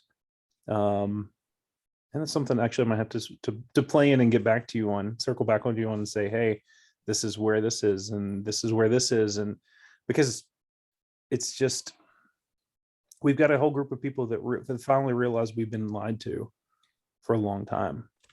My main motivation for sharing the anti-authoritarian stuff, it's not that I've become super political. It's one, my interest is psychological and seeing what people are doing, and seeing the similarities between what happened in the Soviet Union and in Nazi Germany that is extremely disturbing. But when I read Solzhenitsyn's The Gulag Archipelago, Solzhenitsyn underwent this transformation there, and realized that he held as much responsibility as the government for, allowing the camp system to happen, because people weren't willing to tell the truth and about what was going on. And it's like, if I don't speak up now for people, then who's going to be left to speak up when they start coming for me? Yeah. Are you a fan? Have you followed Project Veritas or James O'Keefe? I have followed, I do follow James O'Keefe and Project Veritas, and they have exposed like the crazy people that were following that were working for Bernie Sanders, talking about needing re-education camps for conservatives and gulags. And it's like, you want to talk about the working class, how about you break rocks for 12 hours a day to CNN, like they're right now they've been exposing CNN and all the pedophiles there. It came out of the Giswell trial, naming names, and they've been dropping. Come here, Samuel. I'm gonna give Samuel a hug and a kiss. Okay. Thanks for letting me do this. You want to say hi? Lean in and say hey. Hello. Hi. This is Samuel. This is the one the books was about. He's 7 now. He's looking a little tired, mainly because the light sucks in. It's late, but he's my wild man. And he's doing well. He had his surgery. He had his heart surgery. That's fantastic to hear that, after all of that. Yeah. No, I mean, we had one more heart surgery in October of last year, where he had a valve replacement. And he had no, Samuel. Can I say hi? It's not just him, it's all kinds of people, okay? But he had his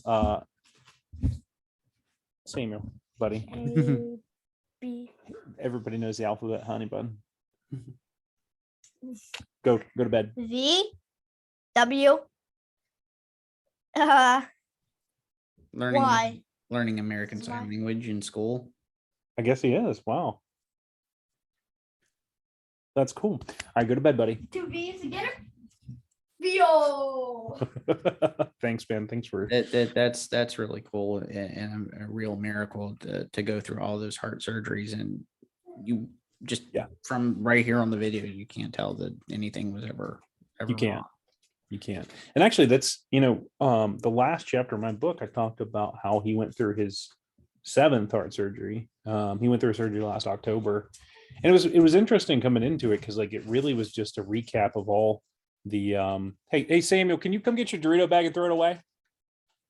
Come get your Dorito bag and throw it away, because otherwise Rocket's going to sit here and chew on it right beneath my microphone, and you're going to have to hear Dorito crunchies all the time.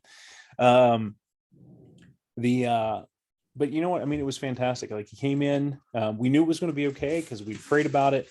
We were staying in faith that he was going to be fun, and he was fun. Like he was out.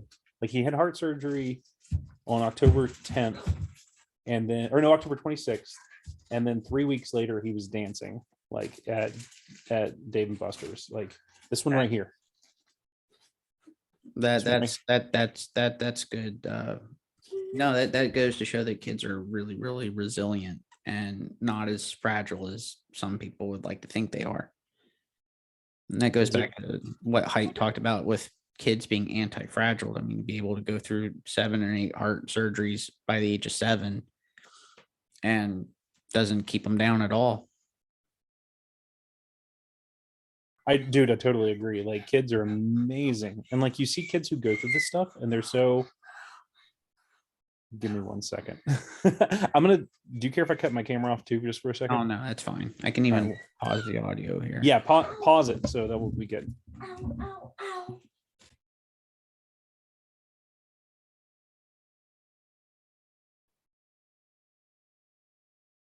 Dogs.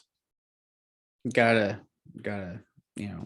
dogs and kids, they're amazing together because, I remember listening to a lecture from Jordan Peterson, or maybe this interview where you're talking about like dogs and kids are kind of like pack animals. That's why they get along so well. Yeah.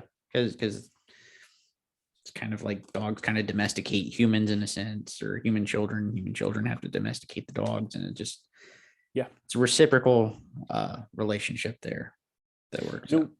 One of the things that I feel like, as far as the anti-fragility context, with kids, most kids are raised in fairly healthy households. I mean, granted, like there's a lot of unhealthy parenting and stuff like that, but when you have parents who like love their kids, give them a safe home, give them good boundaries, say, hey, this is, you need to do this, you need to do this, that type of stuff.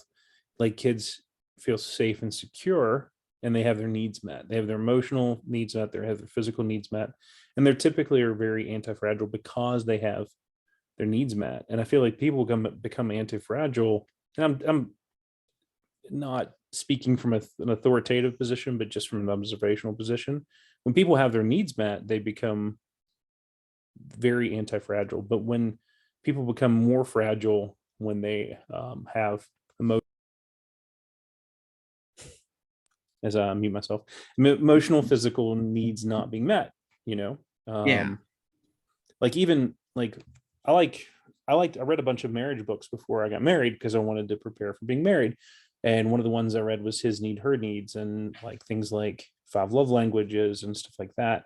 But the stuff that classifies and categorizes things as like, these are some generic needs of people. These are ways you meet people's needs of like companionship and love and really being listened to, really, being cared about, showing people you care about them, but those types of things, like there's a reason when people are in love and they're so happy, that Samuel, go in the bedroom.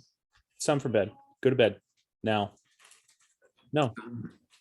Go ahead. You talk. You're the psychology expert. No. I was going to say, no, I agree with you that, when it comes to marriage, that it's something that you have to kind of work at. And so reading the books to try to prepare, I guess it sounds to me like that's helped cement your marriage, because sometimes tragic things that do happen with kids can drive wedges in marriages and make them crumble if they're not built on solid foundations. I was the anti-fragility thing that kind of comes from what because Haidt and Greg Lukianoff, who wrote the book, which is based on an article they wrote for The Atlantic, which talks about like helicopter parenting, really does a lot of harm to kids being able to develop, to be able to be in the world and to be resilient in it, because everybody wants to prepare the road for the child instead of preparing the child for the road. And that has caused some problems in our culture, especially with the younger generations. 100%. 100%. I mean, you know, but the interesting thing too is, as a dad, like, you almost have like, and I'm going to say this, and I hope it can be taken in proper context, and I'm sure somebody's going to take it out of context and say what it is, but I don't mind seeing my kids in pain, because I don't mind seeing myself in pain, because I understand the context of discipline. Because when I'm self-disciplining, when I'm disciplining myself, like I run Monday, Wednesday, Friday out by the lake. I live in Pittsburgh. It's, you know, the coldest so far, and I just started this year because I'm trying to push myself. And the coldest so far has been like 19 degrees, you know, and it's cold. It's not fun, but I enjoy the benefits of it. And then actually, when I'm done, I actually kind of enjoy it. It's like, this is kind of fun, but it's pushing through that pain to get a better result. I don't want to see my kids in harmless, needless pain, but when my kids are struggling with something, when my kids are working towards something that's not necessarily, it might be painful, I enjoy that because I know the benefits of their self-discipline. So it's kind of like the idea of, you know, you need a challenge. You need to have some sort of adversity to make you stronger in character. You're not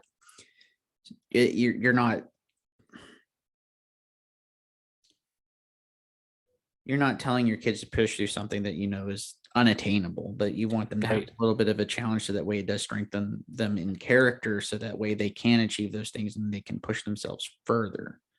Right.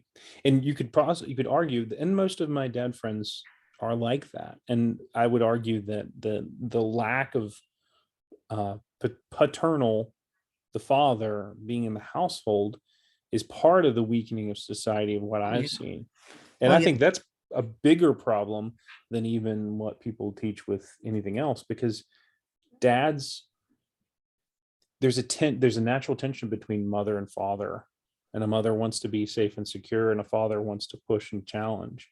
And fathers often make mistakes at pushing too far, and mothers often make mistakes at coddling too much. And you see that, you see both. You see when kids are raised by just a dad, you see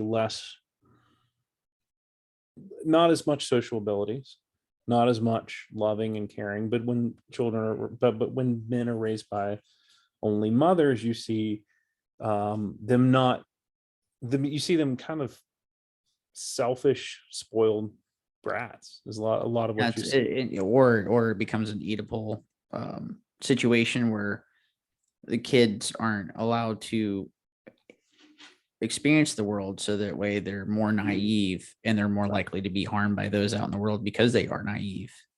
And just to say too, that's not a cut on single mothers. Single mothers are doing the best they can, and there's a lot of fathers. Exactly. And like, it's not a cut on anybody, and it's not even a cut. It's mainly a cut on society, when society and the culture war has tried to push that, oh, you know, women can do this on their own. Well, they're not designed to do it on their own. That's not the only thing that's gone wrong. I think the idea of masculinity being seen as an ideology and toxic, that's according to the APA. In fact, I did an episode. Wait, the APA is? Oh yeah, the APA has a guide for treating men and boys and looking at traditional masculinity as toxic and an ideology, and therefore it's to be well, that explains a lot of things that I've been seeing in. If you get a chance, you should look up the American Psychological Association's guidelines for treating men and boys, and what they think about masculinity as an ideology rather than masculinity. What it is attributes of being masculine, for Christ's sake. And it's ideologically driven nonsense. And this Yeah. is, I'm kind of ashamed to see that this is what the APA has become. Well, and the thing is it doesn't bother me that bad because like it's just when the authoritative people continue to swing to push non-factual, non-truthful, harmful ideas. When ideology replaces what's supposed to be a somewhat scientific endeavor, that's when things are a problem. Right. But then at that time, people start to lose trust and they start to say, you know Yeah, what? absolutely. I don't want this organization anymore. And honestly, like, I think that's what's happened with the news media. But and I hate that because it should be a scientific endeavor. Well, And the news media is one thing, but the APA, unfortunately, AMA has been pushing stuff. APA has been pushing stuff. So many so many quote unquote scientific organizations. I have an engineering physics degree. I've done data science for years, which is kind of the root of all science because and so far the engineering hasn't become corrupted with social justice ideology. so far, but the big thing is like I've studied science for years. I've been a scientist all my life. You know what I mean? And the thing that pisses me off the most is that like this claiming things are science when they're not. Like, I'm sorry, science doesn't work that way. Like when people say settled science, like climate change, whichever side of the fence you're on, there is actually a large body of evidence against climate change and whatever. I'm not trying to debate that right now, but what I am trying to debate is that when you say the word settled science, you are no longer a scientist. You are no longer scientific. You are an opinion. There's scientific precedent, and then there's evolving science. It's like the big five has been the most empirically valid and most, what would you say, the most accepted empirical models of measuring personality for the last 40 years. So it's a scientific precedent in Right. psychological science, but we're still learning more. Right. Right. And the thing is it's it's one of those things. It's like label things for what they are. Like scientific law is something that means it's been tested in every way and it's been irrefutable. Like precedent wasn't a word in the science that I was taught because it was like more engineering, physical sciences type stuff, but it's the same concept. Precedent is more of a legal term. So my master's is in forensic psychology, so there's legal and psychological things that kind of mix in And there. that's okay. But it's settled. What would you say? It's settled science as far as what's accepted. The big five is. It's accept, but it's also like, so in the classical scientific definitions, there's a scientific idea, which is most of what people label as science. Like anything people were talking about Omicron variant is a scientific idea, or it may at best maybe a scientific hypothesis, because you need tested, backed, cross-tested scientific data to get from and retested and retested and retested. Right, to get from an idea to a scientific theory. Yeah. Or scientific hypothesis. And then once you establish things and then show that, there's a body of science and tradition, then you get to a scientific theory. Like the Big Bang theory is not a theory. It's a scientific idea. There's really not a way to test. I mean, there's a way to say, hey, listen, we can test a little bit of it and we do see whatever. But I mean, and that's not to say that like theory and idea, I think they kind of are synonymous with one another. So like, for example, you have psychoanalytic theory on the theory of personality. That's Freud's idea of the id, the superego, and the ego. Right. Or Jungian idea with the archetypes, the collective unconscious, and things of that nature. That's a personality theory, but you can't really test psychoanalytic in any sense. Right. Myers-Briggs was an attempt at it, but it went horribly wrong, and I have my own opinions on that. And then, of course, you have the Big Five theory, which has seen to be more valid and reliable, and it's more widely accepted among the in the psychological science. Yeah. And the big thing is just, if you're going to talk about traditional scientific terms, like, keep your terminology the same and don't hijack the terminology. And it's one of the things that's bothered me with the news media for years, is the hijacking of things. But even in what's being taught, like the hijacking of things. Like, it's, if you really are want to teach science and you want to say, hey, listen, the Big Bang theory is something what it is, call it what it is. It's a Big Bang idea, you know. And granted, like, it's impossible to test creation, like as a scientific idea as well, you know. So like, it's, but both of them are ideas of one way as they can, but by hijacking the word theory, teaching kids that, hey, there's ideas, hypotheses, theories, and laws, and then saying that evolution is a theory, it's scientifically, it's a lie, is what it is. Well, I'm going to have to push back on the evolutionary theory because it has been tested. You've got the Galapagos Islands. That's where Darwin came up with his idea of natural selection, and people have Sure. been going to the same islands and they've seen natural selection play itself out. Yeah, but I mean, that's not natural selection, is Evolution assuming. through natural selection it's been tested there at the Galapagos Islands. They've But it's done not, it's not been fully. but the observations have been done for decades. It's not like No, and I agree, and I 100% agree with you. And my main point is this: like, to get a full test, because like actually that's what I do now, is I work in as a tester on data. So to get a full test, you need to be able to go all the way to the end. Do we see species actually becoming two separate unbreedable species? Like, if we see that, then yeah, we can say, hey, listen, we've seen true evolution, not just adaptation, because for it to become a different species, you can't breed. You know what I'm saying? No, granted, it's like saying, hey, listen, I ran 80 yards and I know the field's good. You know, yeah, I mean, if you can see everything, you can look and you can say, hey, the full 80 yards, it's good. But if you ran 80 yards and you can't see everything, you can't guarantee those other 20 yards are all the way. And like I said, my big point is this, is like, if you want to teach it, that's fine. I don't mind you teaching it. If you want to say, hey, listen, we have scientific reasons to believe that, that's fine. I'm not pushing it. Like, you don't have to push one or the other, but just don't hijack the words. Just don't teach things that aren't. It's not a theory. It can't be a theory. It could at best be a scientific hypothesis. Hey, we've been able to test this and test this and test this, but we haven't been able to fully test anything. So if you haven't been able to fully test anything, it can't be a theory. It can't be a law. It's much lower on the scientific scale. You know what I'm saying?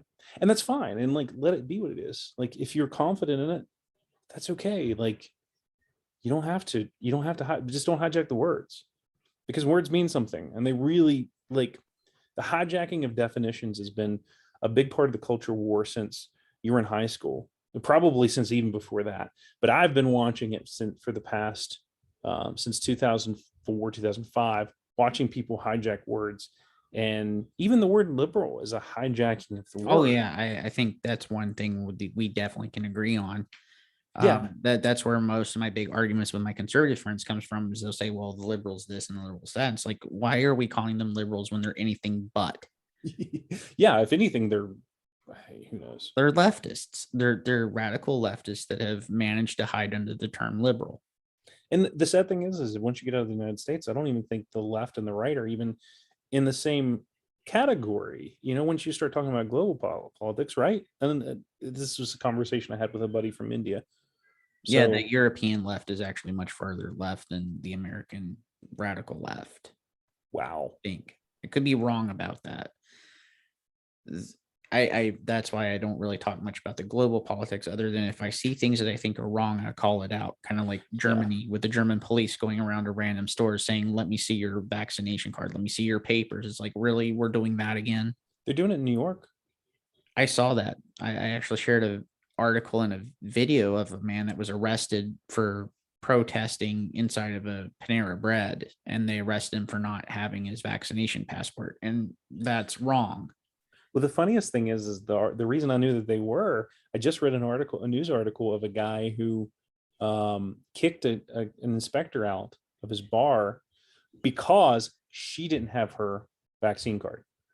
Like, she was there to inspect other people. Why are we doing this whole show me your papers thing? We were very critical of it, of the Nazis when they were doing it in the 1940s. We were very critical of the Soviets when they were doing it up until the end of the Soviet Union in 1991.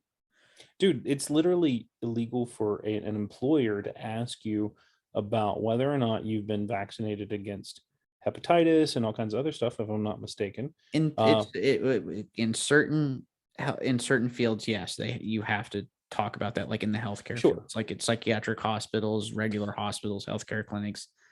And like, That's understandable, and it makes sense because you're in a healthcare environment.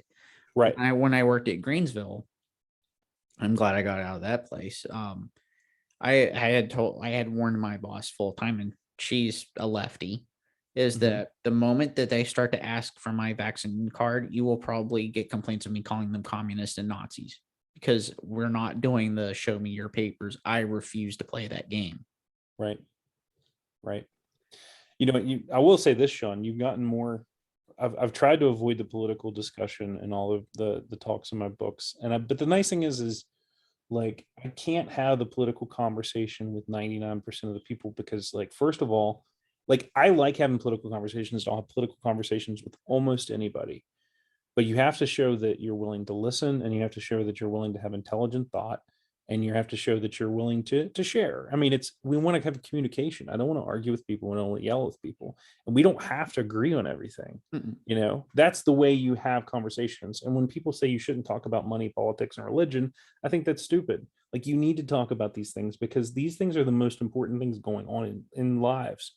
You know, and whether or not you agree with somebody, you need to learn to have healthy dialogue and conversation, Yeah, and we can listen to have the it. episodes that me and Caleb have done. That is definitely, some of them might be healthy and some of them not so much. But But you're also friends, so it's, oh yeah, you know, he's my friend. I think that his defense of Marxism is reprehensible, considering how many bodies we've stacked up to show that that doctrine doesn't work and that those ideas don't fly. But right, 100% there, 100%. You won't. I will 100% back you on that one. It's not even worth having the conversation about Marxism. Marxism sounds really good, it sounds but good on paper. But let's take a look at exactly what those ideas that are supposed to be compassion for the oppressed, when all it did was enslave them, starve them, have them executed, and sent off to Siberia. yeah. Well, I mean, like, look at the more lefty ideas that they've pushed. I mean, like, Trump was cited as, and forgive me for jumping into this, but I'm just going to, like, with the tax law. I argued with a lot of people about the tax law when it came, because I've ran enough with businesses to understand the way tax laws work. I'm not a tax accountant, but I understand. And I knew when I read what was going on, I was like, holy crap, everybody is going from a $12,000 minimum deduction to a 24, meaning the first $24,000 is a married couple, and the first amount of money that you pay non-taxed is getting doubled for every single person on the planet, in the US. Every single one. If you're a single person, you're going from $6,000 untaxed to 12,000 untaxed. If you're a married person, you're going from 12,000 untaxed to 24,000 untaxed. And the only way you could get untaxed in those before was to actually claim deductions through charitable giving, through your, through all kinds of other write-offs and non-standard deductions. But then it also lowered the tax code for everybody else. And I'm like, and people were saying you were going to pay more taxes. I was like, there's no way you can pay more No, taxes. in fact, the tax cuts actually. I was working for the Home Depot and in undergrad at the time, and we actually got a tax bonus because the company was like, you know what, we've got this excess money, we're just going to give it back to you guys. Yeah, I got one at my last job. So Now the what they did on what that did for companies is part of the reason that you saw such incredible growth, because I mean, they literally cut the taxes in half for companies, which is unheard of. I think it went from what, 35% to 21. something like that, and then with the excess capital, they could grow their businesses and make more money, and then they could pay their employees more. Hire So more employees. But that's the thing about capitalism, is like, when people, like, when your business grows, like, and you feel safe. That's a big thing, is if you feel that your business is growing and you feel safe, like your business is going to continue to grow, you are going to say, you know what, I need to hire more people. I need to spend more money on goods and services and hire more contractors. I need to hire more this. I need to hire more that.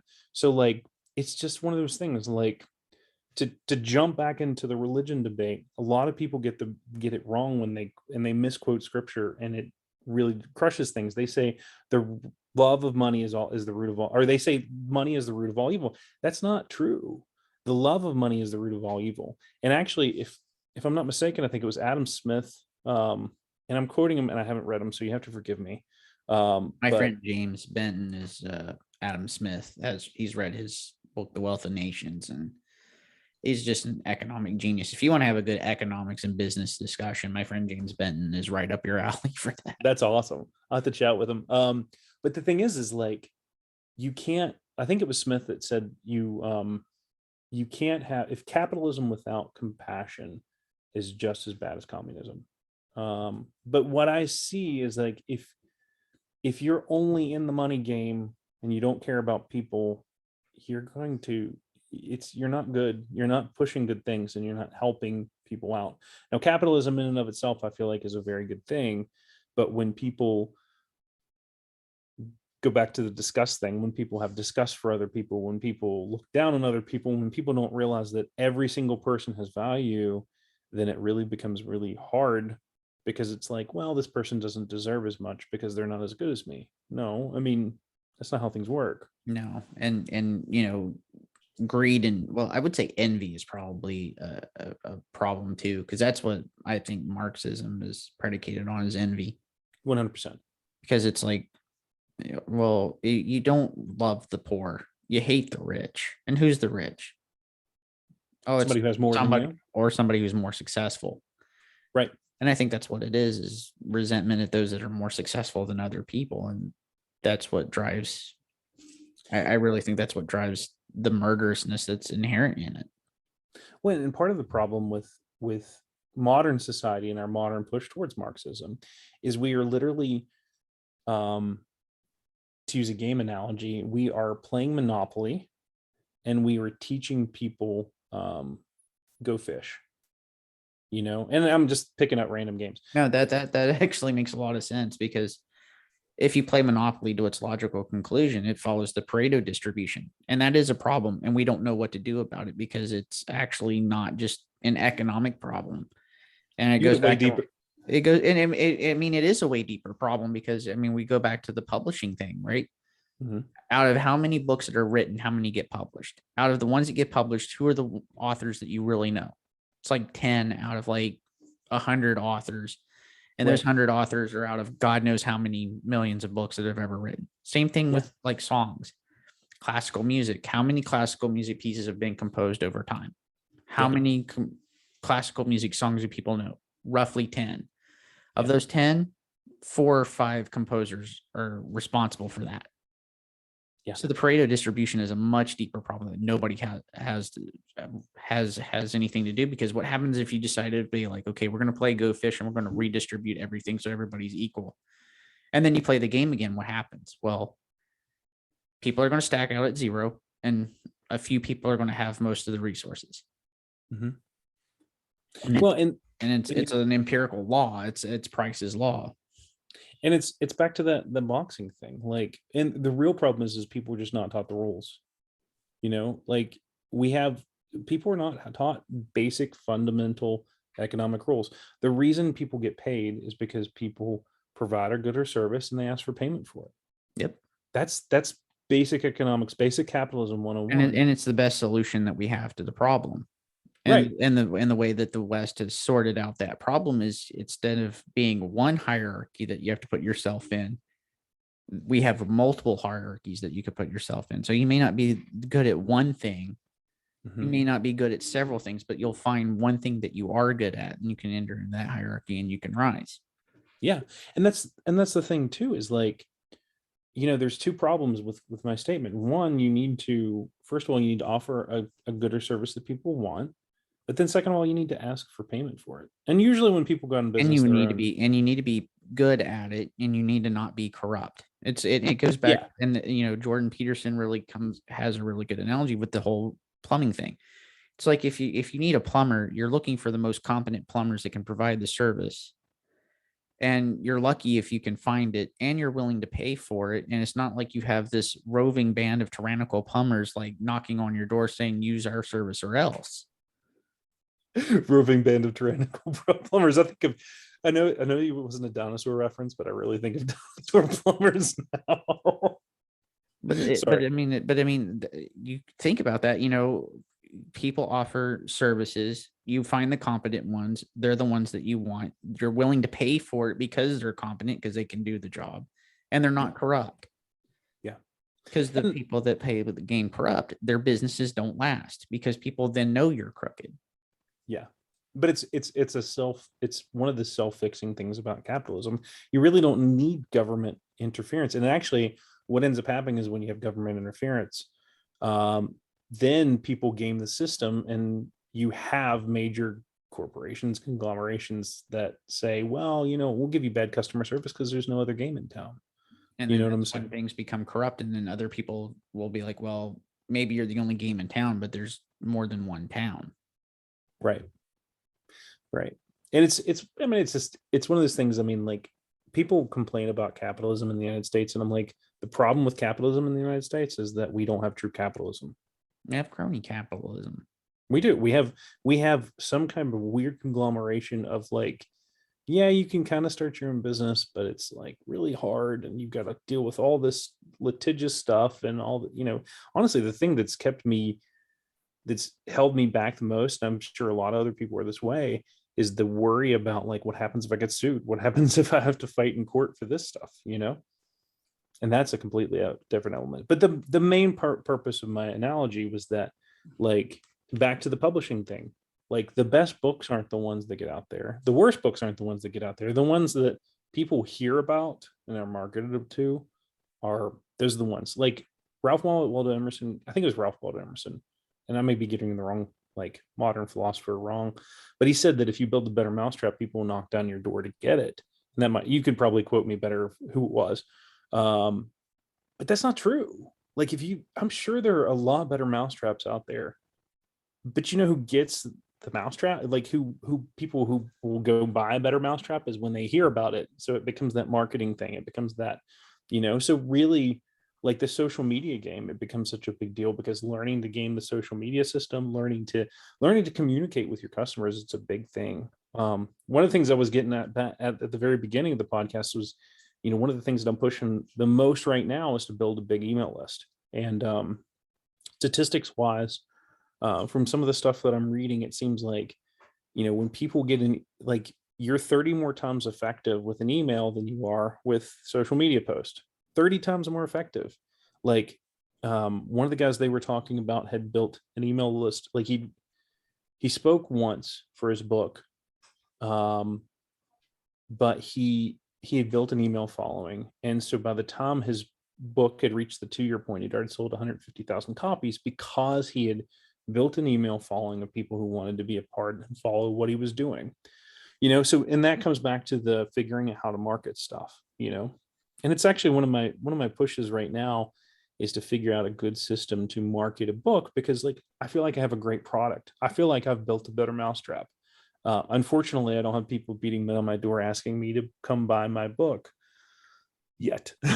Maybe it'll get there. We'll see. All right. Well, we just did 2 hours. So I know, Sean, this has been fantastic, man. This has been a lot of I hope fun. maybe we can do this again and maybe have maybe 3 or 4 hours to really delve into some of these topics that I found interesting. Yeah, I think the cool thing is like, I feel like it's nice to talk with you because I feel like you've got you have a lot of education in areas that I don't, and some of the areas that we kind of share some similar interests. Like, mine's been more like, I tend to be jack of all trades. Like, I like studying all kinds of stuff, nuclear physics, particle physics.